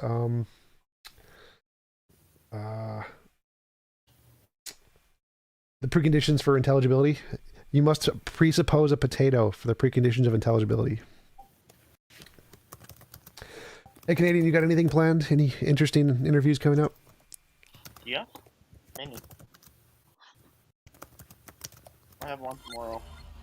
With who? I'm sending you money right now, TJump. Hold on. Thank you. Thank you for the super chat, Jay Ritchie. Interchangeable hair proves Mr. Potato Head. Yes. I am Mr. Potato Head. Probably one of the most famous apologists. Oh my god, they're making Mr. Potato Head gender neutral. This is the worst shit ever. Literally 1984. Canadian, what did you say? Famous apologist, William Lane Craig? No, well, not quite, but Greg Kukul. You guys should know him. Ah, yes, I have met him several times. I actually went to one of the largest apologetics conference in America. I think you mentioned that last time, and last Saturday. you met J. Warner Wallace, right? Yes, I did. I own so many books from J. Warner Wallace. I actually have a person of interest. Person of interest? Hold on. Oh, I also had Bart Ehrman on. If you guys care about Bart Ehrman, I don't know. I'm sending you $5 right now. Hold up, it's loading. Thank you, angels from Africa. I appreciate it. I got it. Send. Yes. Sent. As long as you're angels from Africa, that is you, I believe, with the trumpet guys. Or no, you're Lilith. No, that's Lilith. not me. The way that can be named is not the eternal way. Thank you for the super chat, Lilith. The way that can be named is not the eternal way. The name that can be named is not the eternal name. So yeah, I've actually also gone to a lot of big apologetics conferences. I've met J. Warner Wallace and Greg Kogle and Tim Stratton, or Tim Burton, Tim Bennett. Barnett, that's it. Thank you. The bald guy. Yep. I was there and I handed out Ayn Rand books to everyone. That's hilarious. Did you record yourself? No. That would be a great video. Like going to an apologetics I didn't conference. record myself. Ugh. I didn't. But what I did is I just walked up to all the speakers and I handed them Virtue of Selfishness by Ayn Rand. Because there's a bookstore that sells them for 80 cents Oh wow. where I'm from. Yeah. You can go get all the like small little Ayn Rand books for like 80 cents at that store. It's awesome. All Americans were given their Thank you, Patrick Brownfield, for the super chat. It's the precondition for potato gullibility. Yes, exactly. We need a potato Dawkins. We just need to take like the voice recordings of Darth Dawkins and just switch out God for potato. Isn't that Kent Hovind? So, Darth Dawkins. TJump, are you a fan of the flying spaghetti monster Sky Daddy? Yes, Pastafarianism is the one true religion. Pastafarianism. So what is your channel like about? Like, what do you do? I wrote an epistemology and model of morality, which was the start of my YouTube channel, and I contrast them to religious epistemology and morality by inviting on professors and philosophers, usually from different colleges in apologetics, to have conversations with me about the evidence and arguments for God and about morality. And so that is the foundation of my channel. So I debate So, God stuff. Thank you, Canadian, for the super chat. How do you... Do you believe in objective morality? Yes, I do believe in objective morality. How do you improve your relationship with God? There's so many ways to answer that question, like drown babies. Eat him. Well, see, that depends. All right, look, all right. So if you want the best possible sacrifice, what you're gonna want to do is a baby's blood is gonna be more untainted, and the intention behind sacrificing a baby to be better than like a also a virgin woman would also work because of the intention behind it. Now what you're gonna want to do is draw the sigil for whatever god you're sacrificing to into the stomach of the person you're sacrificing, and you're gonna want to use a ritual knife and charge it with some kind of chant. That's not how the gods that I worship work. They more prefer like imaginary sacrifices, not real ones. Canadian, what did you had something to add to your comment? Thank you, Sigma Annie, for the super chat. How do you get closer to God? How do you feel close? Like, are you asking like a serious question kind of thing? That's you. Like you feel far from God, so how do you feel better and closer? I don't know. I don't know how to answer that because I don't ever feel. Like, for me to feel close to God, I'd have to believe he existed. And for me to believe he existed, he'd have to interact with me in some way and, like, answer prayers or something. You're far from God, so the question is, now, how do you get closer? So for me to believe God exists, or I'd have to have a personal relationship. So he'd have to, like... How do you improve your relationship? Your relationship is broken. How do you improve that? Well, the first thing is to have a relationship to begin with. So I have to actually believe there is a being. I have to, like... interact with them. That would be the first step. Okay, so why aren't you interacting then? I don't know. You answered your own question. Well, God isn't like talking to me or answering prayers or anything. Like, I'm happy to pray. I'm happy to try as many times as you want. God answers your prayers, but not on your will, on his will. Well, he didn't like give me an answer. Like, nothing happened. So nothing happening wouldn't be like, he'd have to actually like speak to me. If he said no, that'd be fine, but some interaction would be a good first step. Sigma Innie. TJump, I'm not going to answer your prayers. God, you're a mod here, right? You're a mod in my server thingy here. Yeah. Okay. I wanted to make Frank one too. Canadian probably fine. TJump, I have a question. You got to ask the administrators of this server for that power, because I don't have that particular power. Gotcha. So Sigma Annie, thank you for the super chat. Primarily due to potato, however, must also be considered with the respect to potato, ergo potato. Yes, potato. TJump, I have a question. What rights are there? Like the moral principle, I think, is it should be impossible to force anyone to do anything they don't consent to doing. That should be the moral principle. Based? That's based.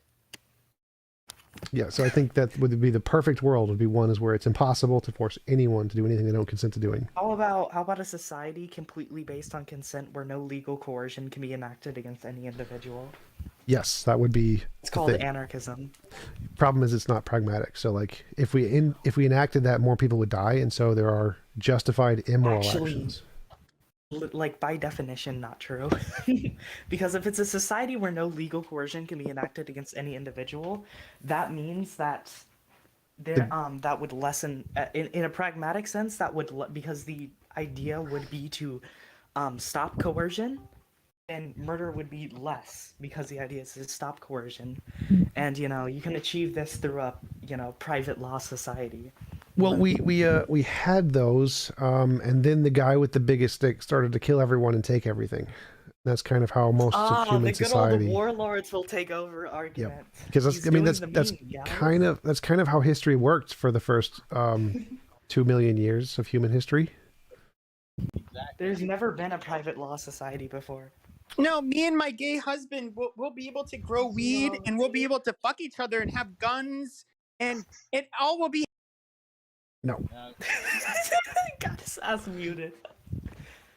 So like actually, like my what do you my mean dad by was you said we've tough. never had a private authority society, private law society. So like what would that be? How is that different from, for example, tribes, American Indian tribes or pygmy tribes? Right, I can run you through the process. Sure. All right, so basically, we have let's say we have a dispute between me and you, right? Yeah. Say, you know, I was supposed to do this for you, I didn't. We had a contract, I violated it. I say I didn't. You know, dispute, right? So we try to solve the issue, can't solve it. So we try to get a mediator for this issue. All right. So we both find a mediator. All right. I give you a list of 20 well-known mediators that have a reputation of being fair and objective, and we pick from the list. Okay? Wait, what if we don't agree on pick from the mediators? list, we get a mediator. What if we don't agree on All right. mediators? What? What if we don't agree on mediators? So if you provide mediators, I say I don't want any of those. Sure, Yo. okay. Well, then that would be then you just wouldn't be able to represent. Okay. So if you publicly make a all right. So if you say, right, no, I don't agree to this mediator. Then if I go to so it depends. Are we having a situation? You want a situation where legal action should be taken, or a situation where you just want a problem resolved? I have no idea. I'm asking questions about your model. So I'm thinking about. Let's to go further into this. Thank you for the super chat, let's, Patrick Brownfield. This bald guy lolls at your quote from Kings. I love it. Yes. Second Kings 2:24. A much better scenario for this is say all right, say a person murdered somebody else. So one guy murdered somebody else. The other family's like, this guy murdered you. How do they do that? How do they deal with that? So say like I'm gonna start with theft real quick. All right, say you steal from me, right? Okay. Right, I don't you know, I have a pretty good idea that it's you because I wasn't able to catch you myself, but I saw you like running away with the TV and I'm pretty sure it's you. So I march down to your house and I say, I saw you stealing that TV, and then I see the TV in there and you obviously are gonna deny it. You're like, no man, I got this 3 months ago, blah, blah, blah, make up excuses, blah. So we have to get it. So I have to get a resolution. So I try to find a judge, right? So I make an accusation towards you. I give you a list of 20 judges, and I say, if you're so confident that you didn't steal my TV, prove it to a reputable judge. Here's a list of 20 reputable judges within a 15-minute driving radius. So I reject all the judges. Now what? Say you say no. Okay, sure. Say you say no. All right. And I take it to a judge. All right, and you don't get to represent yourself. Right? So I take it to a judge, and you don't get to represent yourself. And so obviously the judge is just gonna say, "Oh, well, yeah, I believe in your case. I believe your case." So I then take that whatever paper thing statement by the reputable judge, and I go and take it to a security agency, or like basically like a security agency to be able to go retrieve the TV for me. I take it to them. I show them the statement. They go into your house and retrieve the TV and give it back to me. How is this different from American Indian societies? Because that's exactly what they did. They had the tribe of elders who were the judges, and if you had a dispute, you went to the tribe of elders and pleaded your case, and if you lost the case, they'd send the warriors to take your TV. Hey, TJump, can I ask you something? I gotta go.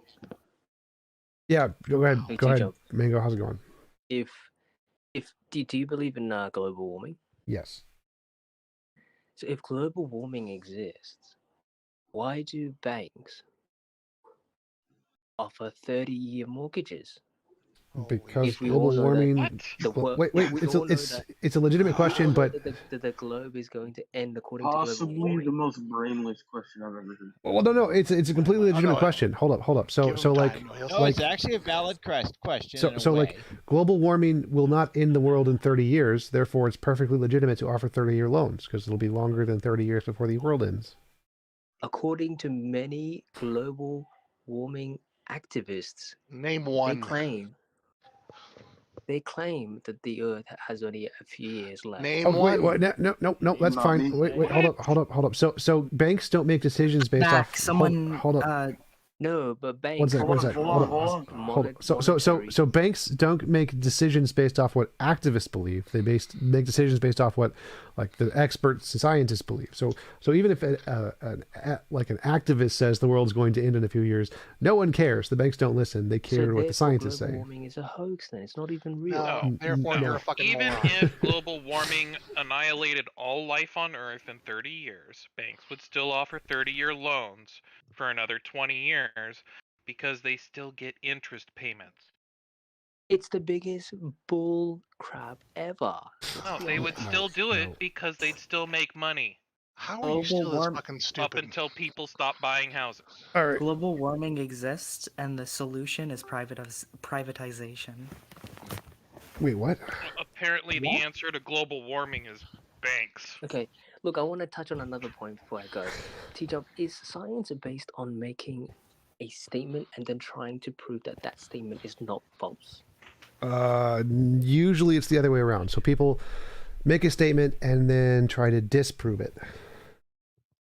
That's exactly what I just said. Well, you said prove it's not false. So proving it's not false will be proving it's true. No, they make a statement and try to prove it false. And that's... No, they don't. They make a statement trying to see whether or not this is not false. No. Yeah, they run a bunch of tests to try to falsify it, and if it comes back not falsified, that means it's it's proven. Right. It's a So stronger idea. Well, it's empirically quote unquote proven, but you can't know truth. They begin with a false statement. They begin with a false statement. No, they begin with a statement. Wait, they begin with a false statement. So like 1 + 1 = 7? Because they have no evidence to support. That doesn't make it false. Wait, hold up. No, I can go. Look, if I say, all right, so say I'm back in like the in like BC, all right, and everyone thinks that the Earth is flat, right? And I say it's round.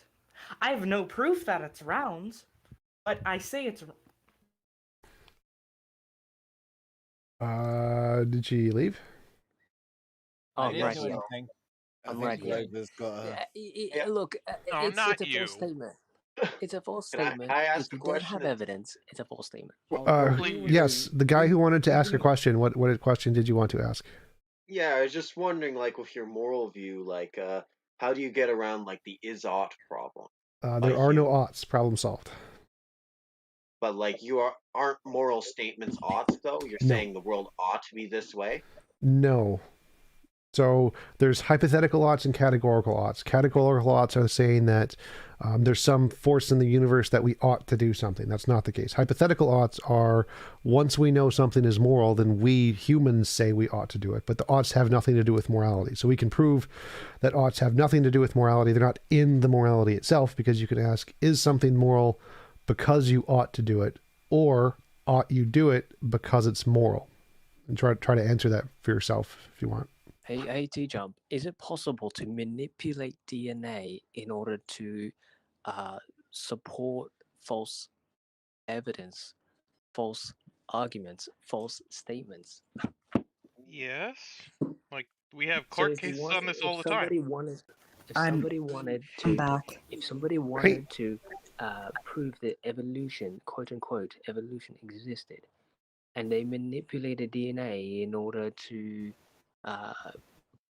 falsify the existence of evolution, is that possible?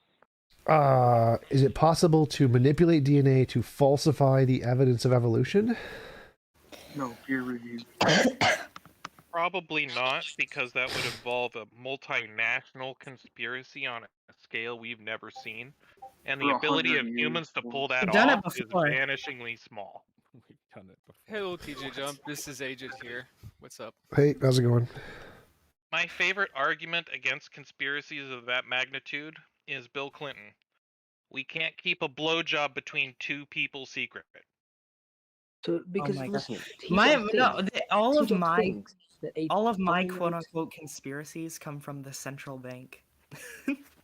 It's kind of like Federal Reserve? TJump believes that a finite limited. Do you believe Question, in a TJ. Yeah, go do for you it. believe What do you in a define finite as a limited- god? What do I basically, in your mind? define as a god? I define a god as a non-physical mind that created everything else, essentially. So it could basically mean it's an entity, consequence, person, conscience, or literally an event that you can call God that or makes our reality. No, a What if the conscious, whole a universe non. is God? Well, I said so. It's a non-physical consciousness, so it has to have a conscious experience, a qualia, and it created everything else. It can't just be an Quick event. question: why does this have to be non-conscious, basically? Well, you asked what I define as a god, so I define a god as having consciousness.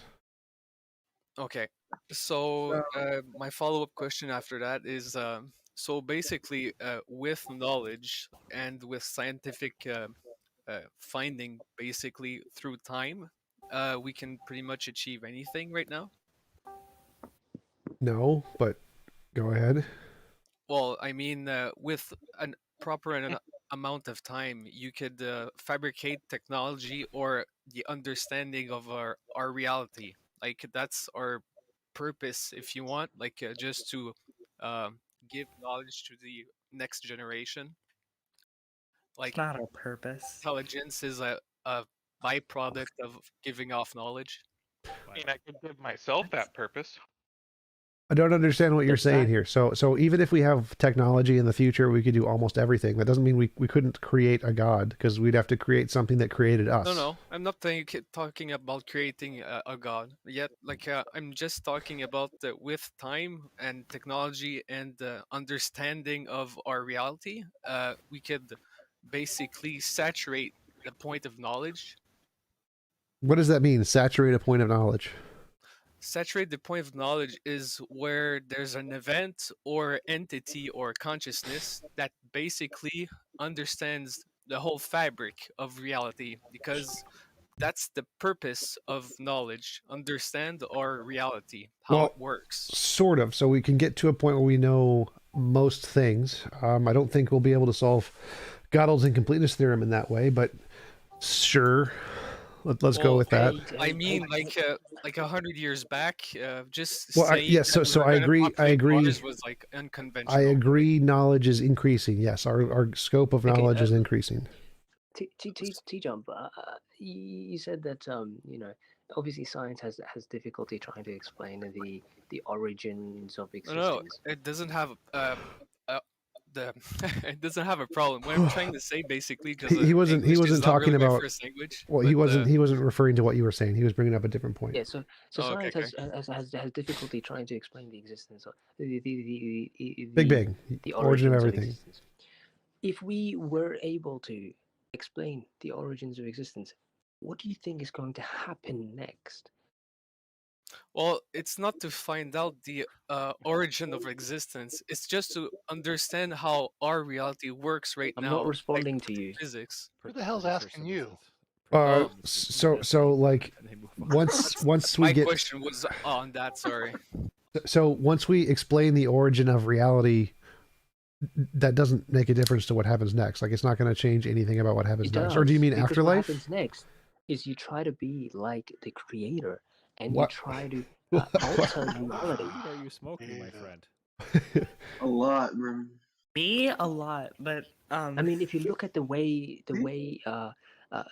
babies are being born, the division that the scientists have for the ways in which babies are born. No. Can you stop interrupting me? No. Anybody else have any questions?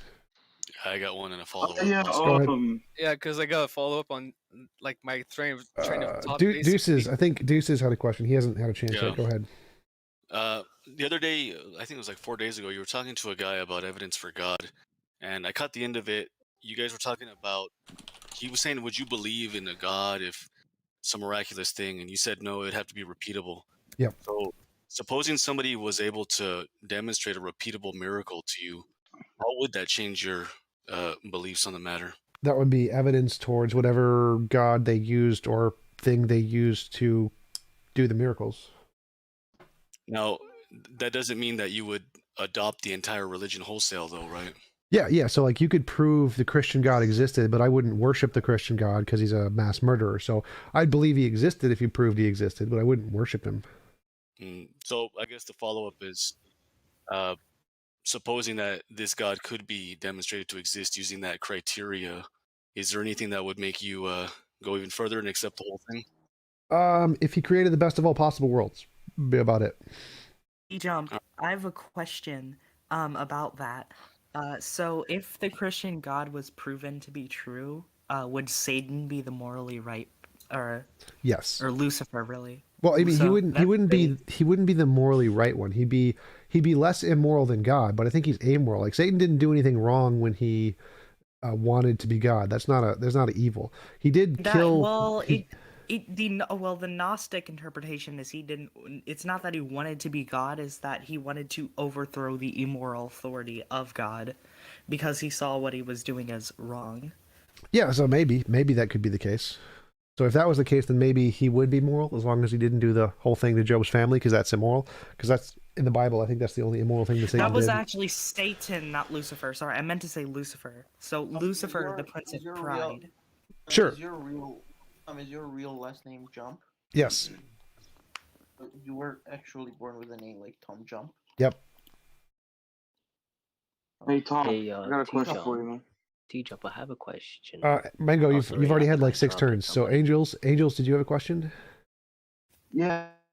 Hey, I just wanted to say I'm a big fan of your channel, man. Thanks, appreciate for, it. the content. So I had a argument earlier today on the server about the definition of atheism, and someone was trying to convince me that atheism is the position or the belief that there are no gods, and they referred me to a site on the Stanford Encyclopedia of Philosophy. Yep. Where it defines atheism as Yeah, that's in philosophy. God does not exist. Yeah, in philosophy, the term atheism means God does not exist. So in the academic philosophy, they usually use atheism to mean that predominantly.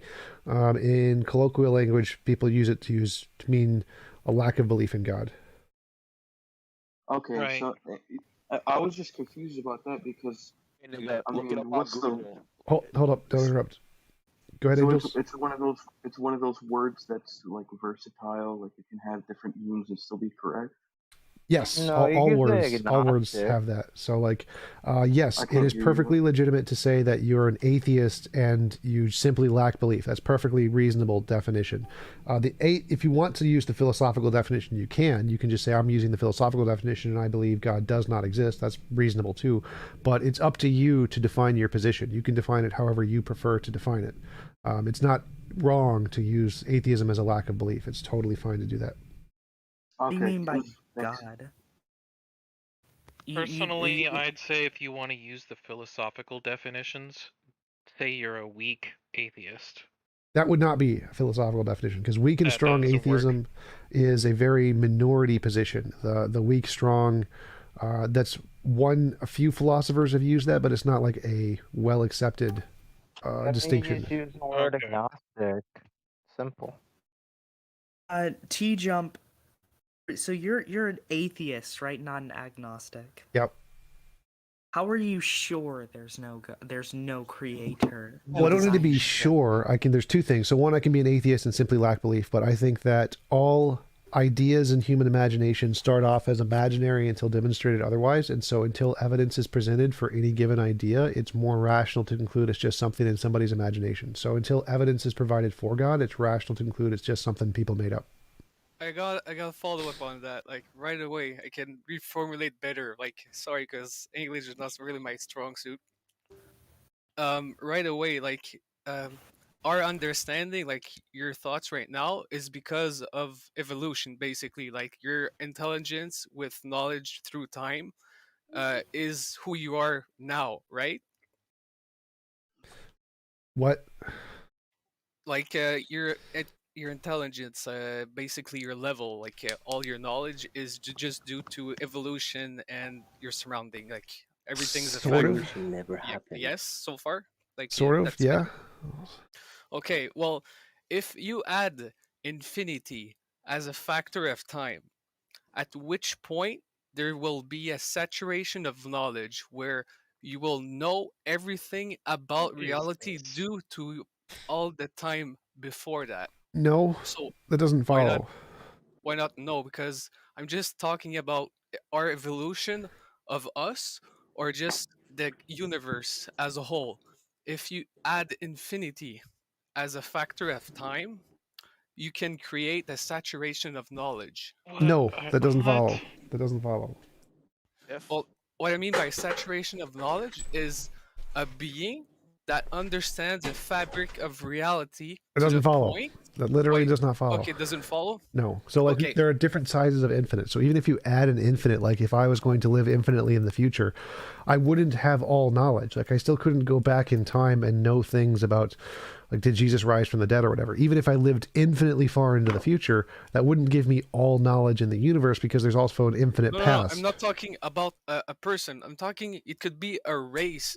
It could be a civilization. It doesn't matter. The Like, same problem still applies. if all human beings all lived infinitely far into the future and they continued to multiply and all of their kids lived infinitely far into the future, not they just wouldn't have. humankind, I'm Hold up, talking hold up, about hold up, hold up, hold up. intelligence. All intelligent beings all lived infinitely into the future. They'd still never know everything because there's an infinite past where we didn't exist. So we would still never know everything.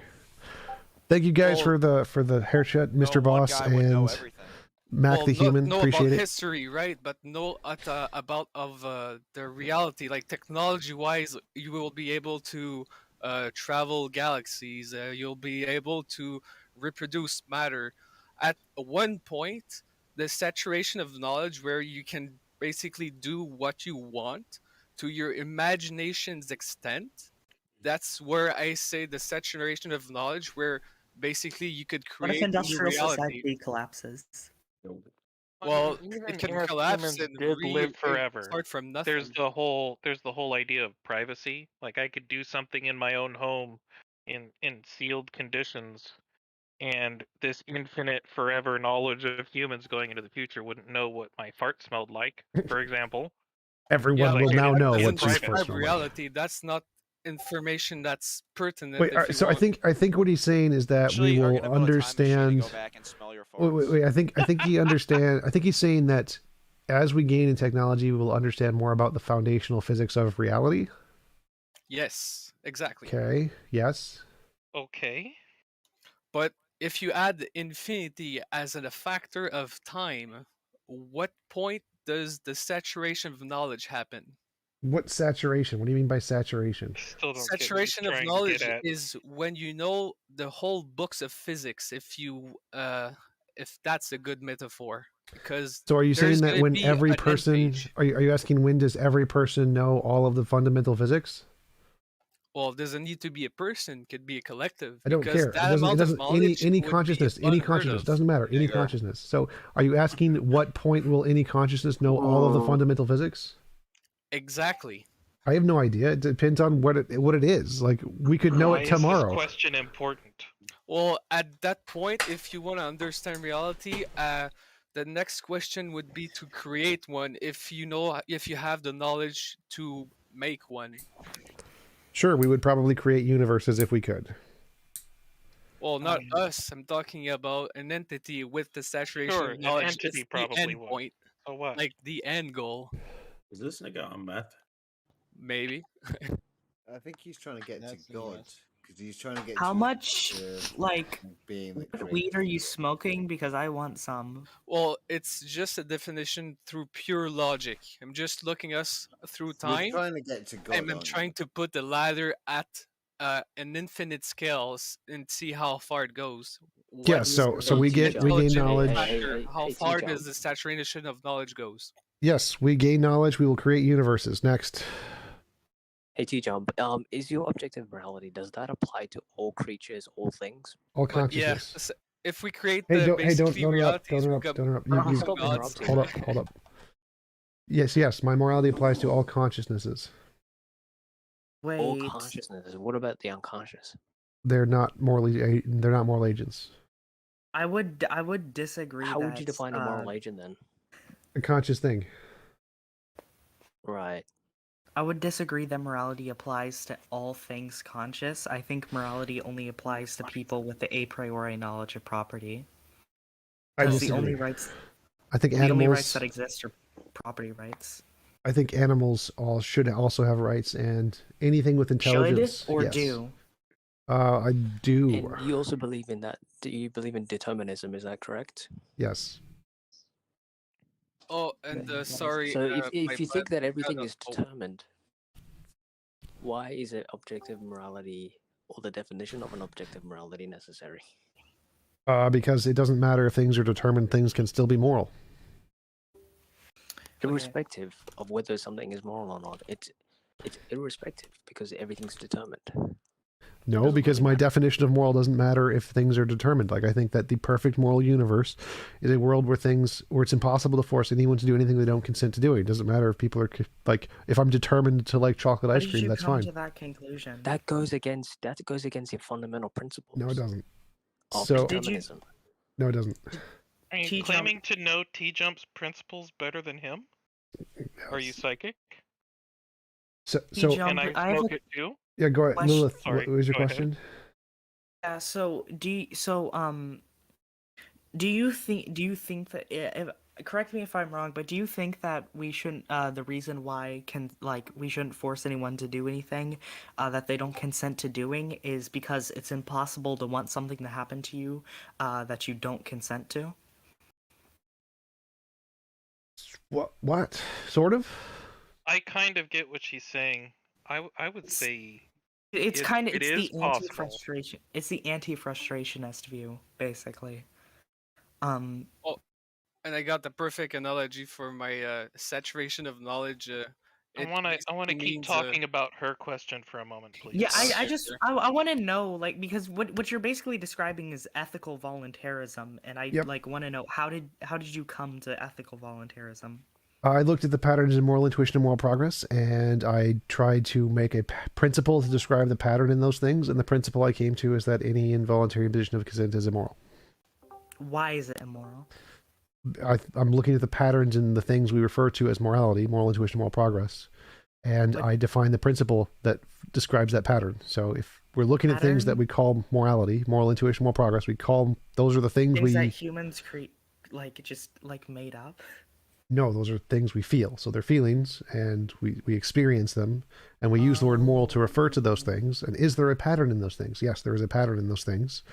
And that pattern indicates it's probably not just something we made up. It's probably something more than that. Because especially if we see the pattern in other aliens, other species, artificial intelligences, if this pattern exists in all conscious agents, then it's definitely not something we made up. And what is this pattern? We'll give it a principle to describe the pattern. And I think the principle I used is the one that describes the pattern. TJump, I think you have the right idea, but are coming to the wrong conclusion. I think he's on the right track, though. Yeah, but, he's on the right track. No, he's definitely on the right track. That's the right track, What right? is the those wrong conclusion? fundamentals that underlie morality, those exist in simplest things like game theory, which basically shows at very basic levels that cooperation works better than outright competition. Well, what I was more getting at is that what you're seeing the pattern is humans inherit a priori understanding of property, and that comes to self-ownership, and that's the reason why violating someone's consent is wrong, because they're self-owners. Yeah, it doesn't. Right? I don't think that makes any sense. Like, because a priori property rights explain. can apply to like anything. I own other people. Like, you could say that depending on your a priori property rights. Like, that doesn't make any sense. Well, I mean, here's the thing. So you basically, property is or property rights is having the entitlement of control over something, a tangible thing. Life is like a Yeah, who did that? Anyway, so what I'm getting at is basically that humans have an a priori understanding of ownership of property, and since we know how, like, from birth we have a good sense of what is ours. Now we may not have a good sense of what is other people's, but we do have a good sense of what is ours. We have this a priori knowledge of ownership in our heads, right? And how we come to own ourselves is because there's only two ways you can legitimately own property, and that is either through the homesteading principle or through voluntary transaction. And since your body is unowned, you homestead it. So to homestead, you have to put work into something with intention to own. And since we have you have to have the a priori knowledge of ownership to be able to have the intention to own. So I don't think any of those are a priori concepts. None of those. Those are all things, social constructions we've made up about property rights. None of those are. But they're not. They're a priori. How are they a priori? Because it's knowledge gained outside of experience. How is it things you know just by thinking about it? Like, making stuff up isn't knowledge you gain just by thinking about it. Like, It's if I not say making stuff up. Like, okay, for example, no, what I'm saying is like it is all the concept of like the homesteading that comes from like ethics, which comes from rationalism, rational deduction, right? well, no, it Okay. doesn't. Oh, property rights don't come from rational deduction. There's no a priori knowledge that can get you to property rights. Sure, there is. It's very How? simple. You cannot disprove property rights. Well, you can't disprove that there is a magical I can explain leprechaun why in my you butt. can't disprove it. I can explain why you can't. Well, disprove it. no. Wait. You can't disprove that there is a magical leprechaun hiding in my butt, but that doesn't mean it's true. It doesn't mean it's a priori. You cannot make an argument against property rights without getting into a logical contradiction. The reason What? why is to argue against property. There are no you property have rights. You have to pre-assume self-ownership to be able to Nigger. argue for first. No, you don't need any kind of property rights or ownership rights. You can just say they're all imagined by humans. Like, there's no logical contradiction in that. No, that would be the same as saying I'm dead, because that would be a contradiction. No. Yes, it is. It's a contradiction. No. I don't have property rights doesn't mean I'm dead. You don't have property rights? All right, sure. Why are you arguing with me right now? Because potato. How does that refute my argument? No, here's why. All right. Argumentation is a peaceful way of resolving conflict, right? So? Argumentation? Argumentation Oh. is the only. In fact, it's the only peaceful way of resolving conflict. Really? You aren't saying okay, I'll argue with you for 5 minutes, but then I'm gonna kill you. No, we're arguing because that would be a threat. That wouldn't be an argument. Wait, I'm lost. I'm totally lost here. So you said arguments against property rights entail a logical contradiction, something like that, right? Yes, I'm getting.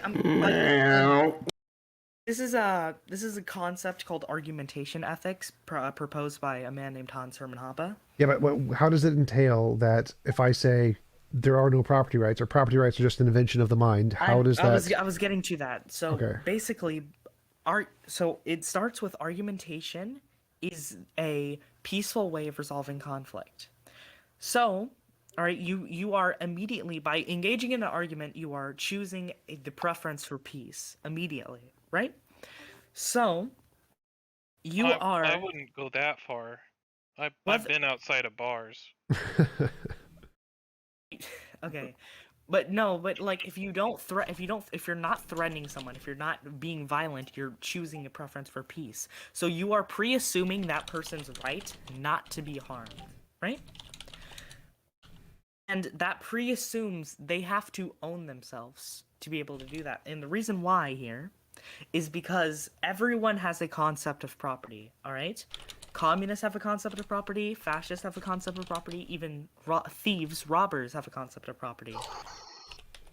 For example, a thief would say, like, their concept of property, their theory is that the property should be mine. It should be mine. Now, that's not saying they don't believe in property, they just think it should be theirs. They think they should have governance over it, right? It's a theory, it's a crummy theory, but it is a theory. So innately, we all believe in we Well, all have this you belief having in- a theory doesn't mean we all innately have this. So that there's a disconnect. Like you having a No, theory and doesn't. no. Everyone has a theory of property. Everyone has a theory of property. No, that doesn't. Even if everyone had a theory of property, again, that doesn't show that it's a priori or that it's true. Okay, well, you can't. Okay, I'm gonna go through why you can't disprove it then if you don't believe that. All right. So, Well, I mean, why? Even if I couldn't disprove it, the fact that I can't disprove something isn't evidence it's true. by arguing, you pre-assume property rights. That's the point. Well, Like you okay. pre-assume it. You are How does arguing pre-assume property rights? because you have to assume self-ownership to argue, No, I don't. right? No. Yeah, I don't really think that does. This is the transcendental argument for property rights. It's hilarious. No. Oh. Well, yeah, transcendental It arguments. Transcendental arguments are arguments that you are things that must be true in order for you to make the argument. So it's like presup. It's what presup is doing. Would you consider like a game of chess a type of argument? Why do people jump into this chat and do that? I don't. Stupid. Would you consider What if I'm the only one that owns the Can I chess ask you a question? pieces? It's really funny. So a computer playing chess against you would somehow be assuming property rights of itself? When did I say that? No. No, you just said everybody who argues is like assuming property rights. Yeah, I never said Presupposing. chess. Chess isn't an argument. What conflict are you resolving? I said you're trying to win. It's not a conflict you're trying to resolve. You're playing a game. You're trying to see who's better at chess. If you're trying to see if you're trying to see who's better at chess, and you have an argument, and basically it would be the talking about I'm better at chess, and then you say no, I'm better at chess. That would be the argument. Are you playing the game would actually be doing? I specifically prefaced this line of questioning with would you consider playing a game of chess as a type of No, argument? I just explained why it wasn't. Well, it's analogous to it.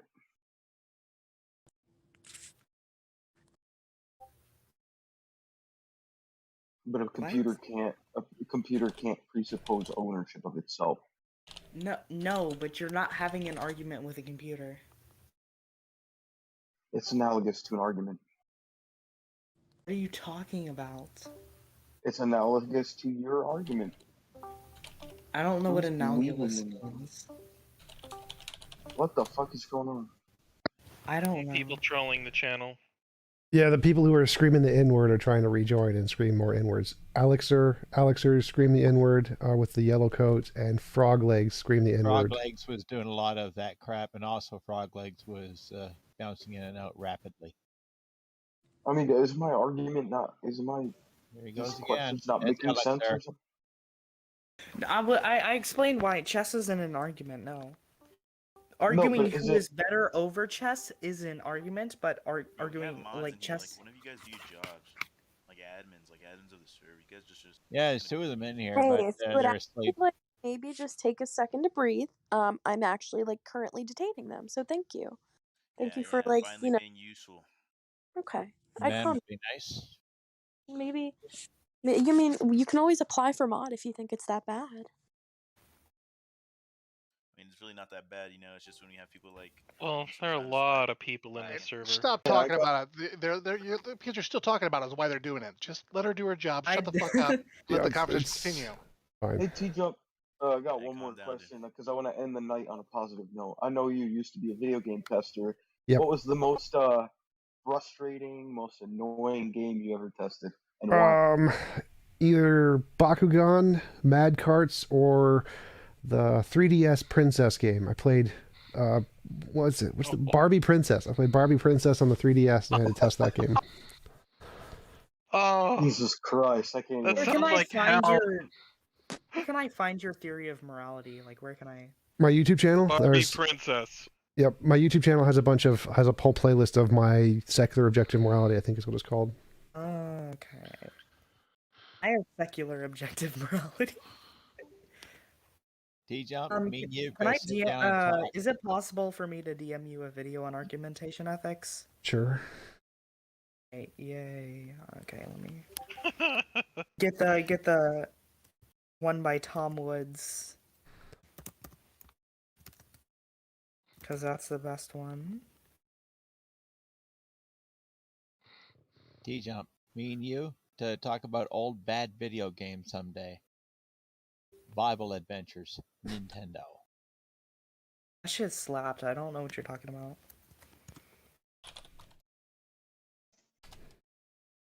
Here you go. Yeah, it's the Bible. That's Yo, Carpy Cat, you it's here? God.